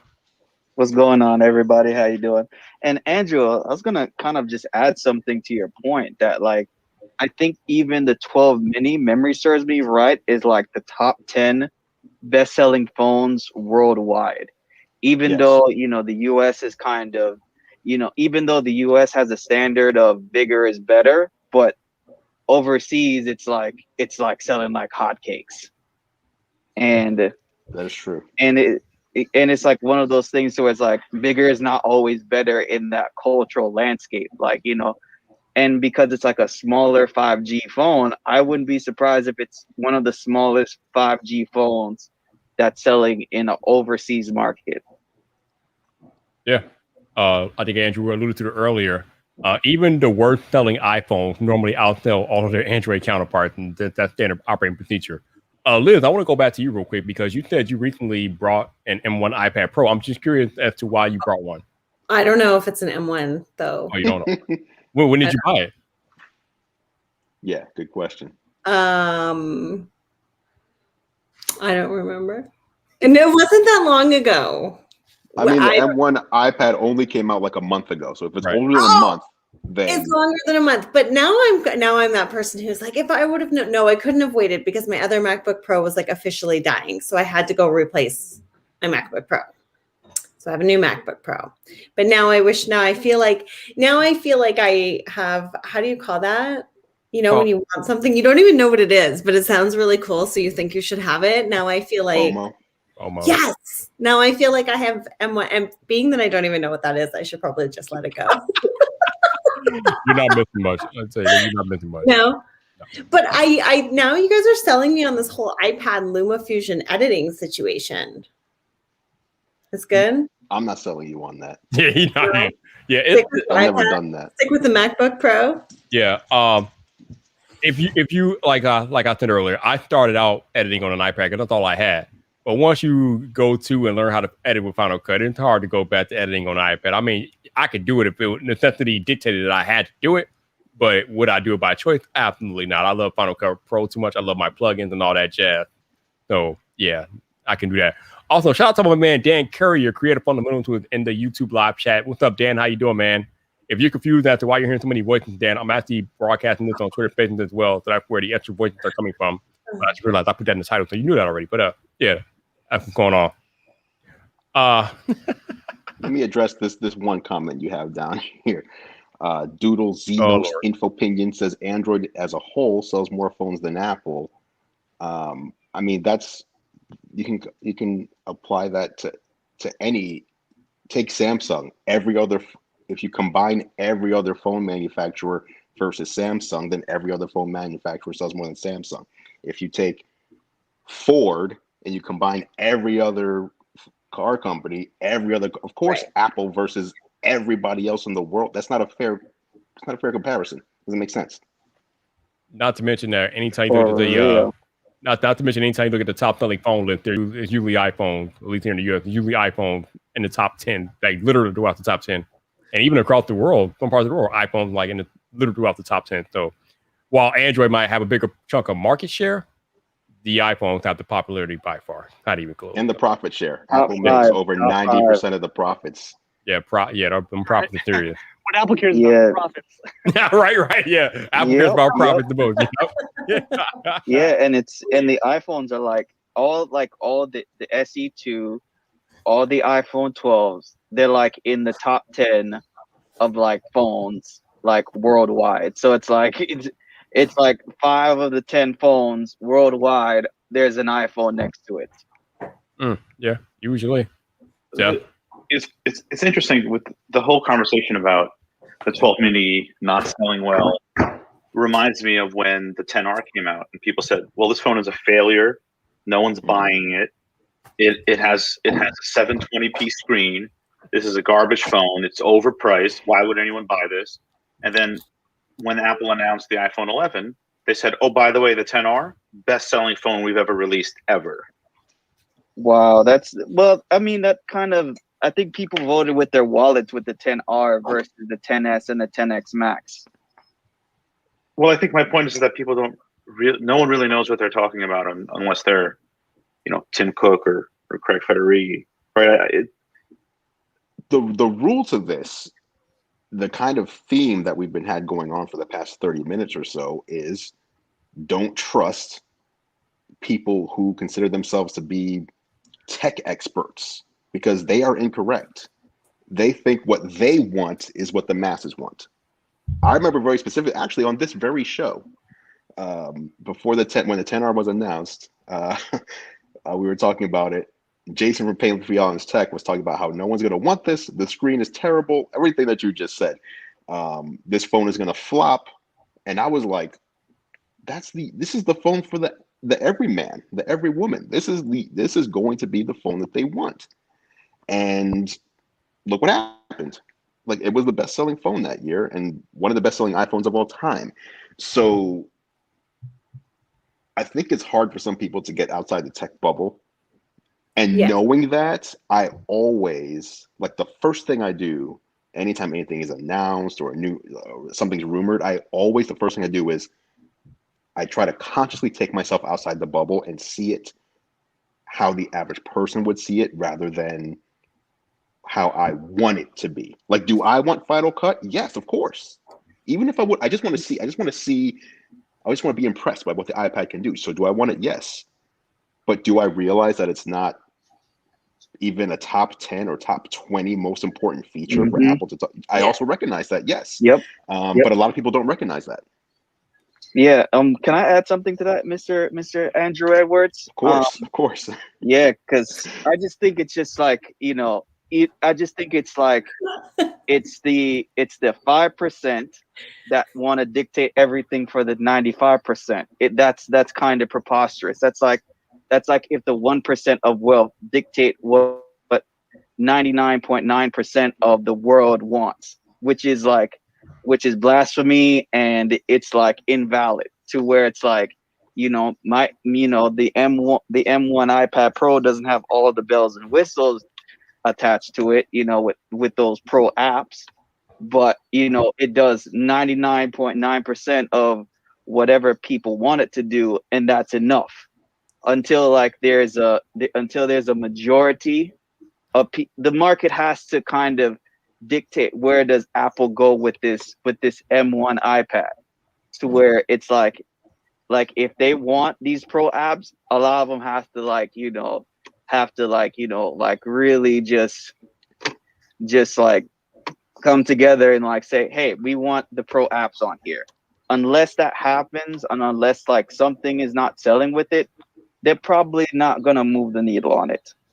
Yeah, I think this is interesting. You look at it through almost, I look at it through 3 lenses. Okay, as your average tech consumer, quote unquote tech expert, but then also as a developer. And from the tech expert and from the developer point of view, it's not disappointing because Apple's going to do whatever they want to do, but there's leaks and rumors that Final Cut is going to come to the M1 Mac. But from the developer point of view, I think a lot of developers are upset because they were hoping that with these kind of anchors of a big app like Final Cut coming to iPad, they would kind of re-inject the ecosystem with people's desires to have pro apps on their iPad. So I think you're just seeing an outcry there too of they just really want people or Apple to land an anchor app on the iPad App Store to get interest out there. Even the tech perspective can be split into many different perspectives. If you look at the iPhone SE, the one that was released last year, you can look at that and go, $400 for a small phone with an LCD screen? That's terrible. That's garbage. Or you can look at it and go, $400 for a phone that has the fastest processor of any phone, because at the time it had the same processor as the 11 Pro Max. Yeah. The fastest processor you can get on a phone, and 5+ years of software updates and security and feature updates for $400. That's a bargain. So it's all a matter of perspective, even if you're a tech nerd. Truth. Yeah, definitely. Hey, Andrew, I saw your tweet the other day that you're going to Vegas for SummerSlam. My question to you is, though, are you going back to LA in September for VidSummit this year? I think so. I think I'm going to be there. I'm still kind of keeping. I'm fully vaccinated, but I'm still just kind of keeping my eye on things because Texas all of a sudden is blowing up again with another wave. So it's what's happening? So I'm actually unsure now about Vegas as well. Just because I just want to keep not just me but my family safe. Right. So I'm just kind of monitoring still. I'm pretty. So I'm 99, or I say I'm 90% sure I'll be there. Me too. It'll be good to see you again. Absolutely. So, Steve, anything that we missed? Because obviously, like I said, you go through the code like a madman. Anything that we missed that's coming that we should know about? Oh, there's tons of stuff that they didn't mention, or it's not in the current beta. There was something about Face ID with glasses, and I tried to play with it, but I couldn't get it to come out in the software. So they might ask to do a Face ID scan with and without glasses. Oh. So I guess it maybe works better for folks that wear glasses or something. So there's just a lot of things that they didn't say, and it's not in the current beta. So I think there's more to come there. But yeah, overall the theme I thought was interesting. I don't know, I just didn't sleep well the night before Dub, but a lot of things were just okay, that's really cool, but I don't quite understand it yet. By just watching it, I have to spend some time and playing with it, all the quick note stuff, and then all the shared with you stuff. It was interesting. I don't know, the share with you, the TV stuff. I was this is not, voyeuristic isn't the right word, but I feel I want to make sure I have control over this, and I'm not and family members aren't accidentally sharing stuff with other folks they weren't expecting it to be shared with, So that looked interesting, but yeah, a lot of this stuff I was just watching it. I'm okay, that's interesting, but I'm really gonna have to get hands on to play with it. I was really excited about was it universal access or control or something? Just being able to hold on a second. Sorry, What are you killing a bug over there? What What are you was killing that? over there? But yeah, we'd be able to like. I wanted to use iPad apps with a keyboard and mouse. I don't want to have like multiple like keyboards and mice on my desktop. And so I was really excited because I know there's like some apps out there that are way better on the iPad than they are on Mac. Because like I have to use some apps that are like Java-based apps and just totally bananas terrible. But if I could just have an iPad on my desk next to my Mac and just have one keyboard and mouse, well, I'll take that back because I use two keyboards at the same time on Mac, but that's a longer story. But I was really excited about that. So just like having that first party support from Apple for like kind of a virtual KVM setup, I think was awesome. And just like, it's the little details because they just done it like straight out and like, okay, you move your mouse over from one device to another, you're done. They have this little nice animation where you can see like when you're moving from one device platform to another. So I'm really excited about that. Definitely. Yeah, the KVM stuff is pretty interesting. I mean, I don't know how many people will be using like 3 to 2 or more devices at the same time. I mean, I know we have like multiple monitors, but like, are people going to really be using like multiple Apple devices like that in that way? I mean, I guess they will, but I mean, it's good that they have the functionality built in there to cover that if people want to use it that way. So that is pretty cool. I also found it kind of interesting how, I don't know if there was much to macOS Monterey, but it just seemed to be a lot of stuff that when coming to iPhone and iPad, Apple just kind of made it compatible with macOS Monterey on top of a couple other things. So, well, I don't know. I mean, macOS Monterey got a couple of new features, but it just seemed like it was more of an amalgamation of the features that iPad and iPhone got coming to macOS, which I guess makes sense because they want to make that stuff. I would say that a little differently, though. I would say Apple worked on specific features this year that they put in all their operating systems, rather than Monterey just got what iOS got. It's like everything got what Apple worked on this year, if that makes sense. All right. Yeah. Going with that theme, like I think I can't confirm this yet, but I think Books maybe got converted over from what it was doing before to like Catalyst or something. So I think it may get more in line with whatever iPad releases come out for Books and everything. So there's a lot of under the hood changes there. I think that will be more on feature parity, and we'll have more future releases like Monterey, where it's just whatever app features Apple can launch them. They can launch them all at once. There's no waiting. Okay, this year for the Mac, that year for iOS, that kind of thing. So hopefully we'll see more of that. Because like another one, like I think of Maps, like that was probably number one. Well, Maps and Safari, of course, but I think there's a lot of things still in Maps still left to be found. Just digging through there, finding stuff like being able to. This was a big one for me because like during my commute, I want to use Apple Maps, but I need to know if this crashes or not. But I don't need every turn by turn because I know it by heart, right? So I'd always just use Google because it has that alerts only option, but they finally brought that to Maps. And so I was really excited for that little change. And then along with that, being able to swipe to preview the next direction. It's not quite as nice as Google Maps because when you swipe, it just shows you the list of directions, but at least it's a gesture instead of like a button sort of thing. So you can't see like on the map what the turn is going to look like, but at least you can see what the text is or the exit number you're looking for or something like that. So that was nice. And the one thing I haven't seen anyone mention, I should probably tweet this, but I don't know, I haven't verified this, but I need to look at the old iOS. But I think now it shows like when you have a group of like retail businesses all together, it'll show that color being slightly different in Apple Maps so that you can kind of see like, okay, I'm going to go in this area and there's probably going to be like food and shopping and stuff versus another area. You don't have to search for that. You can just see it right in the map because the color tint of those tiles is different. And Google Maps has had that for a couple of years now. Definitely. All right, so let me start asking the hard questions. Andrew, are you on iOS 15 yet? Are you running the beta on any of your devices? Yeah, I have iOS 15 and Monterey and iPad OS running on my iPads and it's on my just my main iPads. My main iPhone is still on 14, but other devices have 15. Okay. And then Monterey is on my laptop, but not on my desktop. Okay. So I gotta ask, have you tried out spatial audio on iOS 15, Andrew? Have you tried it out? Yes, but it's also on 14. Okay, no, Andrew. What the spatial audio that's on 14 is not what I'm talking about. I'm talking about the one that's on 15 with the head tracking, Andrew. I'm talking about the crazy stuff. No, I've tried it on both, but I think so. it's confusing, I think, to the average person because Apple's using the term spatial audio for so many different things. So spatial audio with Dolby Atmos is available to everyone running iOS 14.6 or above that has an Apple Music subscription, right? So that's number one.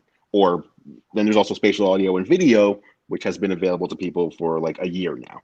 Right. Spatial audio and Apple Music with head tracking is an iOS 15 feature, but also, this is, I think I'm correct here, spatialize audio is an iOS 15 feature which does fake spatial audio. So Dolby Atmos spatial audio is a song has been mastered in multi-channel Dolby Atmos. Spatialize audio means it takes a song that's in stereo and tries to make it into spatial on the fly. That I don't like as much. But take that away. Spatial audio with dynamic head tracking, very cool. I think movies with head tracking is cooler, but spatial audio in music is, in my opinion, actually, Eddie Q said this in a recent article. It's like going from standard def to high def. Yeah. If you can remember, I don't know how old everybody is, but I'm certainly old enough to remember watching standard definition TVs, and then my first time seeing a high definition TV. I remember it in Best Buy, and I was like, "This is so incredible," and has ruined TV going forward because watching standard def is never going to compare to what this is, and I feel like that is what Apple just did with Apple Music with spatial audio, and same thing going back to the tech bubble and everything. Everybody was so mad talking about lossless, and no one knows they're even listening to lossless, right? Like sometimes someone could be listening to lossless and you have to tell them, "Hey, that's lossless," and they'll be, "Oh, that sounds, that sounds really." No, the second anybody listens to spatial audio, you don't have to tell them. It is so obvious and so different and so much better. Everybody gets it within 5 seconds. So that is the main feature. That is the killer feature. That is the future of music that Apple's trying to drive us towards, not lossless. I love it. Shout out to my man, Mr. Fantastic Joe, Apps That Rule for the $19.99 super chat, man. Love what you do. Vibe here, somebody to get you a case. Listen, man, no. I just want you to know, Joe, I don't have a case either. You see this? No case, baby. We are going to caseless life, okay? We live in a caseless life. Let me live. Look, see, Andrew understand. Andrew feel free. No case, baby. No cases out here. Out of here. Just saying, Joe. No case. There's no case either. We don't do cases. If you want a case, you want our cases. Our case is Apple Care. Okay, that's our case. Ain't nobody got time for this. Also, I think that's great. I love the no case thing because it's the face of, hey, I'm a YouTuber. I'm just gonna throw all these accessories out there and everything. But like, if you don't need a case, you don't need a case. And it just, I don't know, it makes it feel more authentic to me. I love it. hey, I review cases, but like, listen, I'm living the cases like right now, and I'm loving it. Also, I see in the Twitter face we got my man Dave up in here. What's up, Dave? How you doing, man? Hey, what's going on? What's up? I joined because Steve was talking about moving, having all this stuff move over to the Mac, where they were transferring all these features from iOS to the Mac. And then I was going to make a joke about weather. I get to thank you, Dave. I'm on your level, man. Yeah, they redesigned the weather app, and then still didn't put it on the iPad and the Mac. Like, I feel like it's an opportunity to do Catalyst, and like I don't know. I'm bitter, but I'm not bitter. I'm bitter. It's funny because they did 95% of the work. I know, right? And like the widgets and Siri and stuff, and so like it's like it's not like they're gonna like fill up your iPad with more like weather stuff. It's all in there. It's just they have to wrap it in an app, and and like, why are you guys mad? All you have to do is tap on the widget, and it takes you right into Safari to weather.com. Isn't that great? Wait, with the new thing, from what I understand, you can just have your friend drop you a link for like a Weather Network report, and it'll pop up. That's better than the app, for sure. That's better than the app. More social. Oh man, I wish that my life would just do that for everything. Andrew, did you ask Craig why we don't have a calculator app yet, though? He got asked that last year. He got asked last year, and he avoided the question. We gotta do this yearly, so he understands that we need a calculator. Listen, they want to do it in the magical way. Out. Oh dear Lord, stop it, Andrew, stop it. My wife almost threw her iPad out because it didn't have a calculator on it. But once she was again, like, "This thing's garbage." It does have it in there. It's just not wrapped in that. Like you can type in equations into Spotlight and you'll get results. That's true. Stop it. Stop it. Stop it. Andrew left the chat. Oh, that's brutal. Oh, I see we got John in here in the space. What's up, John? How you doing, man? Hey, right. Thanks. Actually, I have to say the engagement has gone to another level now for your end. You're now combining us from Twitter and YouTube and all that. It's a whole another level of streaming for you now. Congrats on that. I'm about to open a clubhouse. Oh my, this clubhouse? Oh my God. No. What is that, by the way? I was kidding. I'm just kidding. I know where you guys are. I was going to ask a little bit of a question to Steve. I mean, I've watched the news and all of the rage going around with people complaining about not having pro apps for the iPad, especially for the M1 model. My questions are just many. How do we roll it out? For example, I've been taking Final Cut Pro, for example, as a main case study. So this is an app that is not for free from Apple. It is bought and you have a license for it. How does Apple roll it out to the iPad? Do we make a light version that is for free, or do we roll out a new license that is compatible over the cloud, that you use continuity and stuff like that? Given that Catalyst was not, if I'm recording correctly, Catalyst is not done the other way around, where you have Mac apps usable on iPad, but it's actually the other way around, where iPad apps go up. So if we're going to start making pro apps, do we take the version from down to level it up, or do we take the versions from up and level them down? So basically, I got you. I got you. How do you roll it out? So basically, what you're alluding to, Project Catalyst is a one-way street. So you take iPad and iPhone apps and you put them on Mac. It can't be done the other way. It's not done the other way.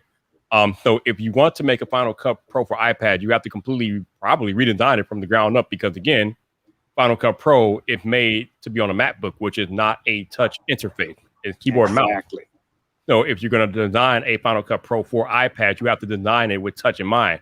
Now, obviously, the iPad has keyboard functionality if you add that on, but by its nature, it is a touch device with a touch interface. So you would have to completely redesign Final Cut Pro for touch. So it probably wouldn't be the full-featured app that we're accustomed to on macOS, but it would probably be a lighter version of Final Cut Pro with touch in mind, but they would have to start there. So then do we make it free to those who have bought the original version on the Mac because they have an existing license, or then do we create a whole new version on iPads and then we sell it at a different price? I get the feeling if Apple redesigned Final Cut Pro, they would not make it for free for existing owners. I don't see that. I could be wrong though. Either, but I think there's a lot of developers that are really curious what Apple, going back to the developer, lens, if Apple's going to bring this Pro app to the iPad, is this going to be a model for other developers to monetize their apps and bring their Pro apps from the Mac to iPad? So I know there's rumors about like a subscription or something. Maybe that's a new angle. Maybe that'll give new life to Pro apps in the iPad, because we do have the hit apps here and there, but it's nothing like the ecosystem for kind of niche, pro utility apps like there is on the Mac. So I'm really curious. It's really confusing for a developer on a Mac. It's like, okay, do you use AppKit? Do you use Swift UI? Do you use Catalyst? There's so many technologies out there. So it's kind of curious to see like what is the future for apps. Exactly. I'm waiting for when Apple makes their first $400 iPad app. But we all look forward to seeing how that gets rolled out. It's interesting. Yeah. Obviously, with this week being WWDC, it's been pretty cool to see the features that Apple has rolled out and what they'll do in the future. And then later on this year, we have the iPhone keynote, so we'll see what hardware they bring to the table and things like that. Since people didn't get their hardware at WWDC, they're probably going to get later on. So that's pretty cool. I had a question. I guess one other thing on this with the whole, Final Cut Pro being light or not. I mean, Apple might market it one way, but the truth might be something else, kind of like the M1 and the iPad. So with Xcode, they didn't bring Xcode iPad. They brought Swift Playground that you can actually build an app and send it to the App Store. And so, yeah, they could change it. They could call it something completely different. We should see what the future set is. And I'm really curious. They could just redesign iMovie then. Because I don't think they're ever right now. I don't think they're ever going to bring pro apps to the iPad, and I think, and here's why, because I think Apple, until they can successfully cannibalize their MacBook sales, they're never going to make the iPad as powerful, right? And so they're always going to be, whether or not they put an M1, M1X, and M2, whatever in the iPad, they're always going to they're always going to look at it as a companion to a Mac. And so we may see Logic on there, but it might be Logic companion app, or we may see Xcode, and that's sort of what we saw with Xcode, right? Where they updated Playgrounds to where you could build an app and publish it to the App Store, but it's not a full version of Xcode. So I don't know that until we get to a point where it's like the iPhone and the iPod with the iPad and the MacBook, I don't think we're ever gonna. I think we can all wish for Logic and Xcode and all of that stuff to run on the iPad, but I don't think we're gonna see that level of pro apps on the iPad, at least for the foreseeable future. Maybe over time they may do that, but I think it's just going to always be companion apps, because that's sort of what Apple looks to the iPad as, is, hey, this is a pro iPad. It's a pro companion for those people that they leave the house and they've got photos, and they take photos and they want to do these basic edits with their clients. And then they're going to come home and they're going to do a hardcore editing, or they do video or whatever, right? It's never, it's not ever going to be, oh, well, I can leave my house and I can do full on video editing and audio and video or photos and all this stuff anywhere and everywhere, right? It's always going to be some sort of companion to the MacBook, right? Where it's like, okay, well, I can do this everywhere, but a MacBook maybe is too heavy to carry on location.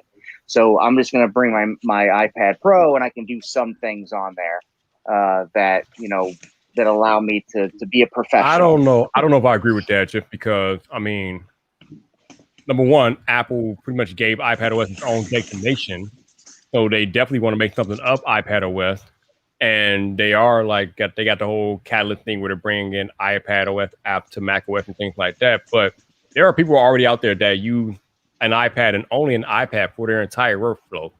So I do believe that sometime down the road, Apple could definitely bring in pro-level apps to the iPad. I mean, there are already pro-level apps on iPadOS, maybe not just by Apple, but there are some Apple apps on there, like the Pages thing, Keynote Pages, numbers.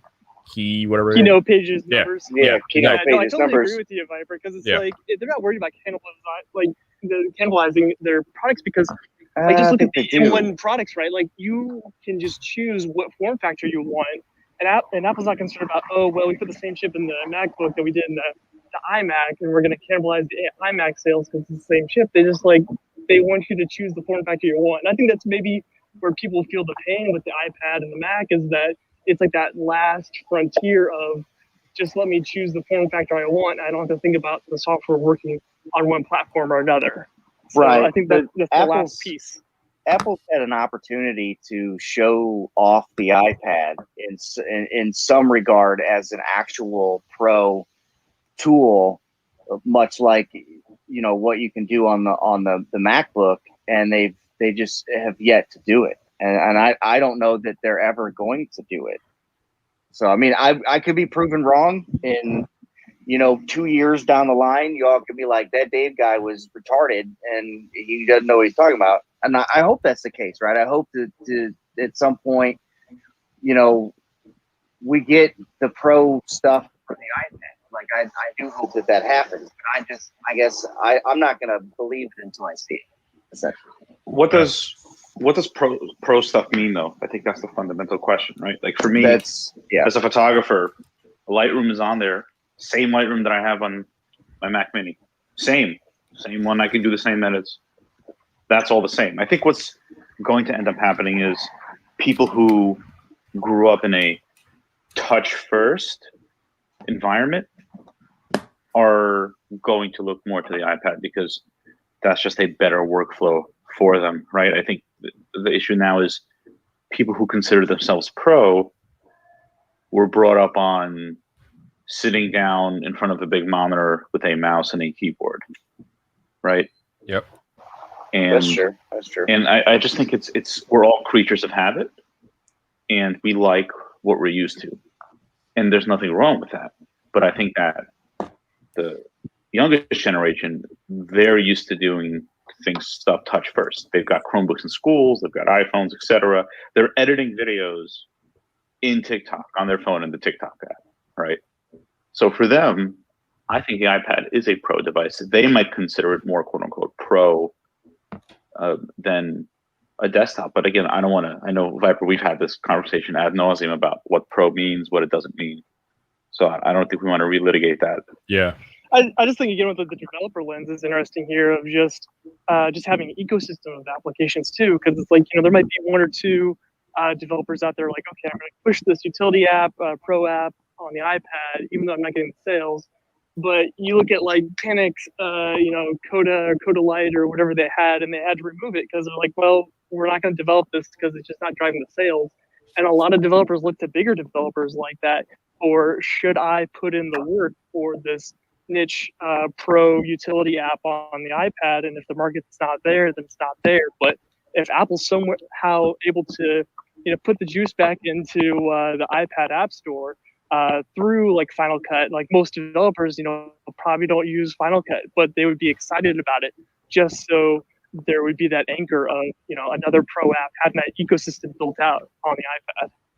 Definitely. Yo, Fly Ride, what's up, man? How you doing? If you want to come in, man, I just sent the link to your Instagram DM, sir. So feel free to come on in if you want to. You can do that. Yeah, I definitely think that Apple is more than capable of bringing pro level apps to the iPad one day down the road. I don't see why not. It does seem like Apple wants to give people the choice of which form factor they want to use.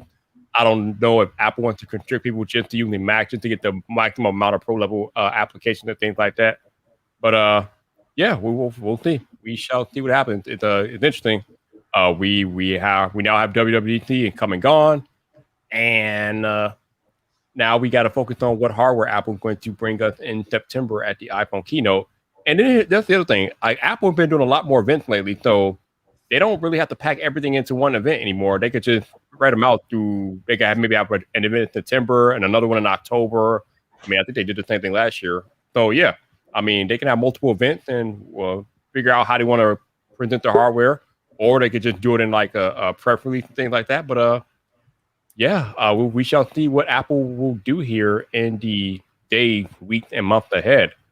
But I have another guest here on the YouTube. So I got to bring in my man, Mr. Fly Ride Chris. What's up, dude? How you doing, man? What up? This is cool, man. I've never done this. Should I turn my phone sideways? I feel like I'm the weird one. No, you're all right, man. You're good, bro. We expect you to be the weird one, let's be honest. Oh, yeah. Shots fired. Woo! How you doing tonight, man? I'm chilling, dude. I'm hanging out with my 4-year-old boy and just enjoying a Friday night that's going to go super long on Clubhouse. But I figured why not pop into my man Vite's room real quick. Sounds good. No doubt, man. I appreciate you. Now, if I remember correctly, you are an Apple person, correct? I am. Yeah, I'm an Apple person that uses super old Apple products because I can upgrade them and max them out and actually squeeze a whole bunch of life out of them. So just tell the truth. You want the ports. You want all the ports. That's what you want. I got the ports. I got the upgradable RAM and the SSD and all that. And it says that it's time to recycle my machine when I check in with Apple, but I don't agree.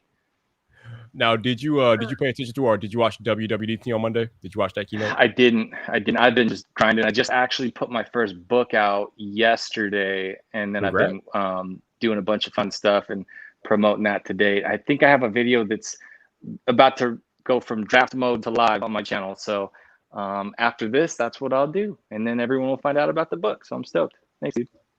Staying busy, man. Staying busy. That's what's up, baby. Staying busy and grinding. That's the move right there. That's the move. Unbelievable.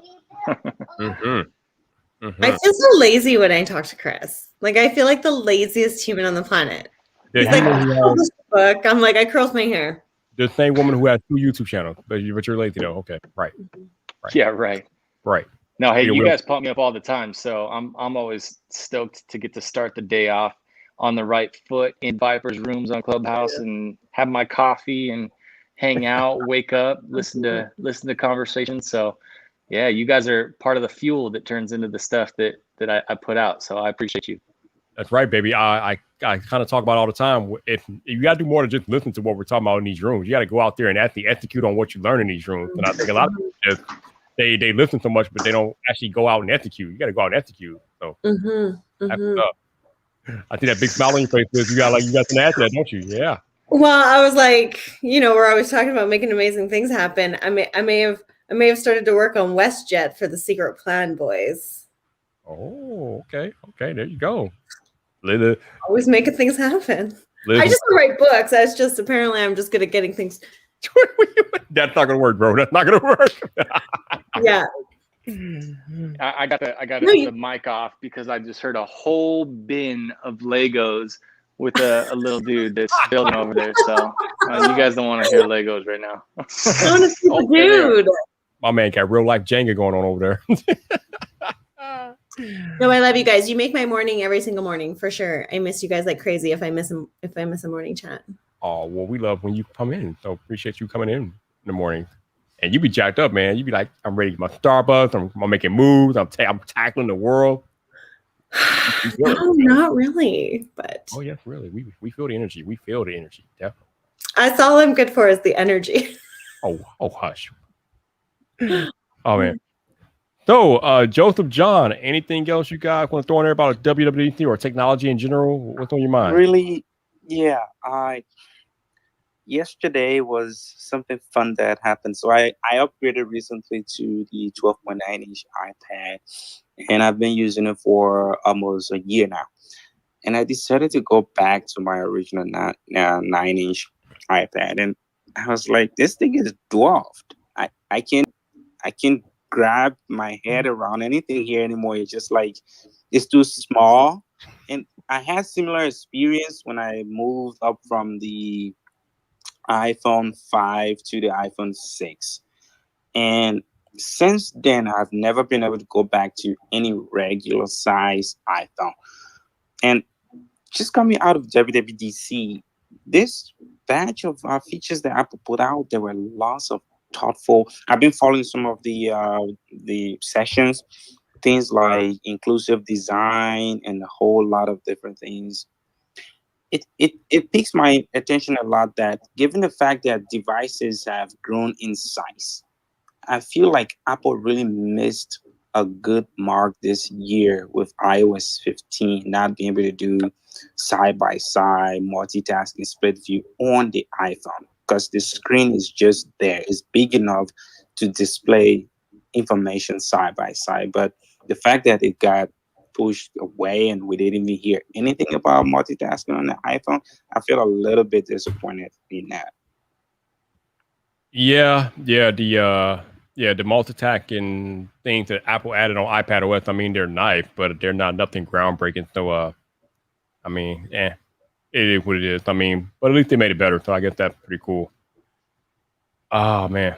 So Liz, obviously I know you have your main channel where you talk about how to grow on YouTube, but then you have the Mindful channel. How's the second channel going?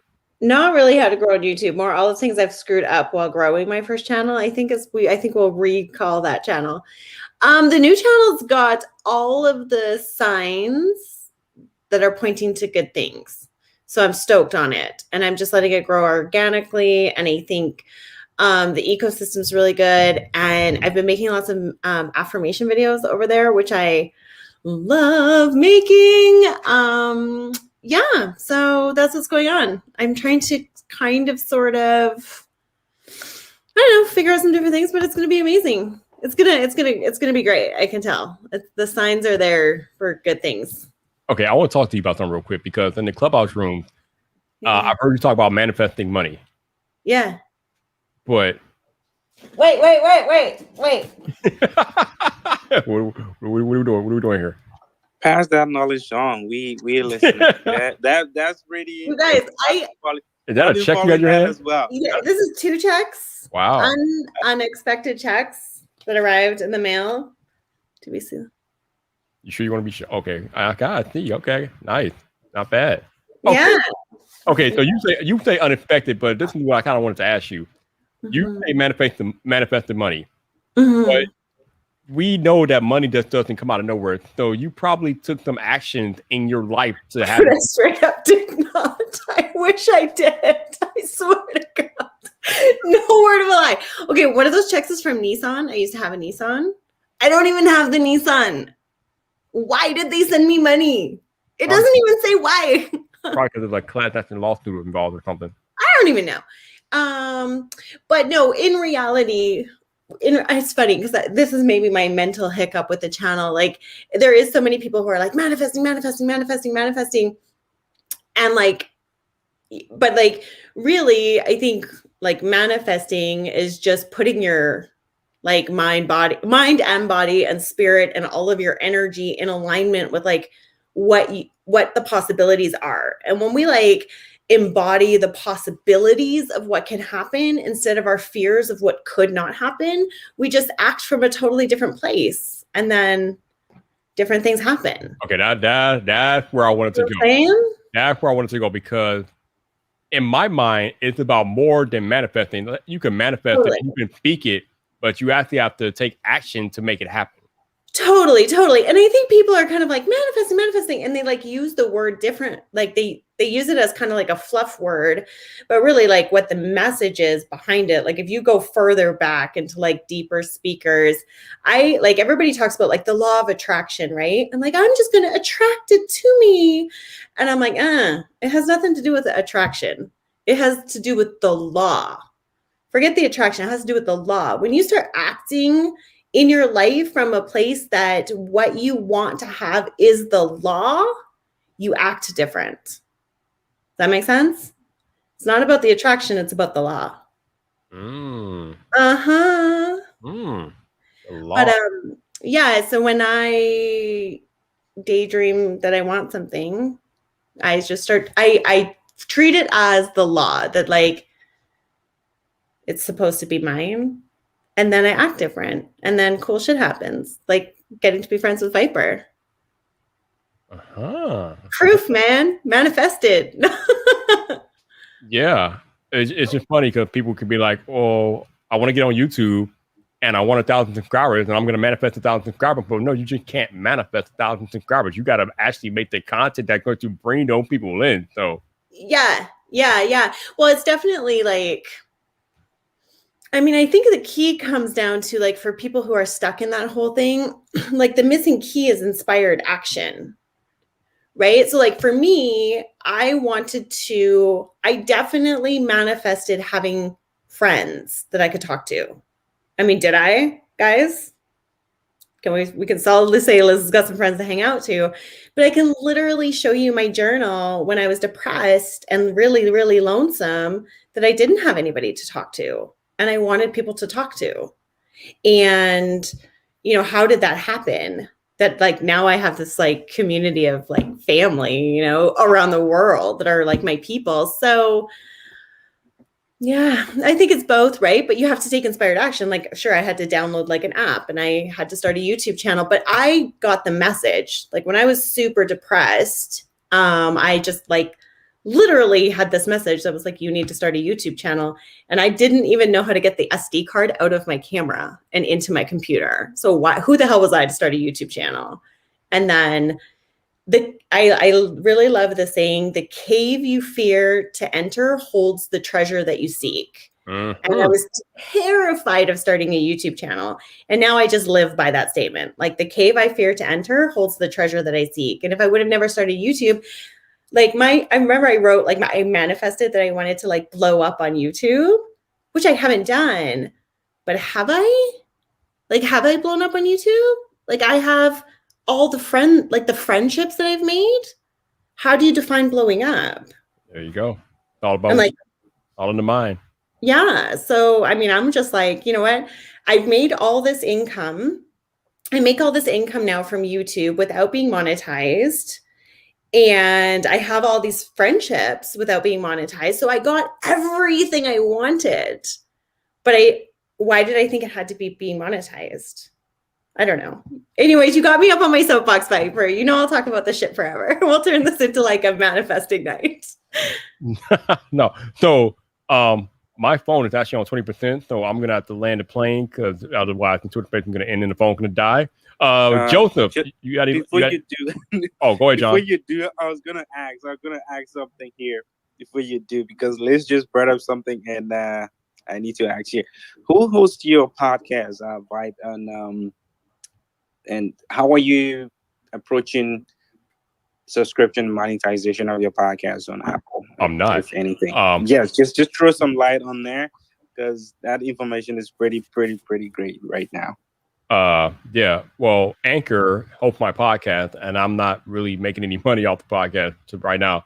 Actually, I haven't even uploaded a podcast episode in like 3 months. I need to get back to it. Kind of miss my baby. I gotta get back to it. But yeah, I don't make any money off my podcast right now. So. Right. Yeah. But maybe one day we'll see. But yeah. Joseph, you got any last thoughts before we get out of here, sir? Me? Yeah, you. Yes, you're Joseph. Yeah. Have a great weekend, everyone. Oh, he's so kind. I appreciate it. Michael Pepper Tech, you got any last thoughts, Michael Pepper? I will leave by saying I shot my shot today, and I have something that I'm talking with the company for becoming part of their influencer program that they haven't fully developed yet.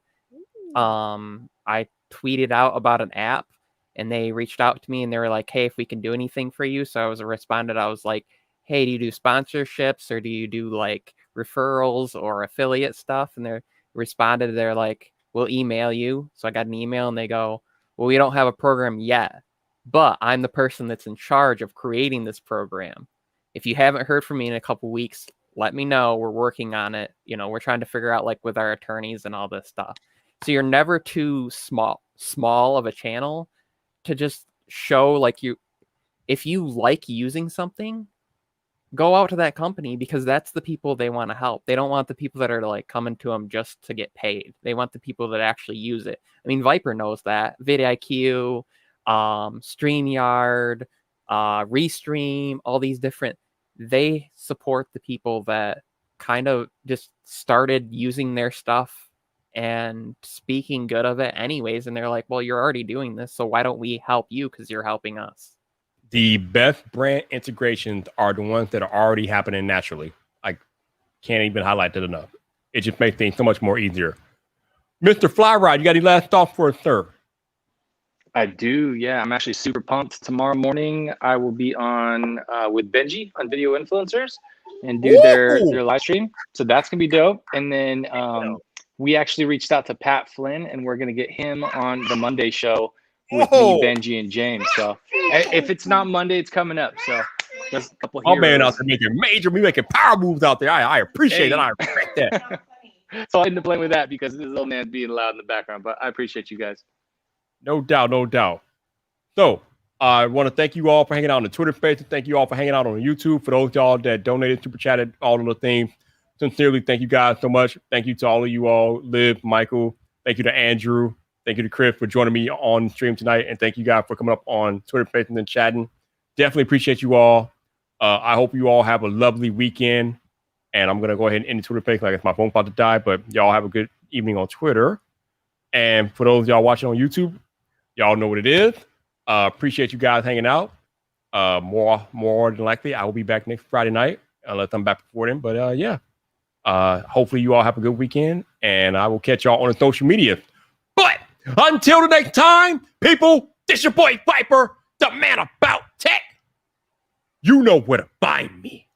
So come back for more.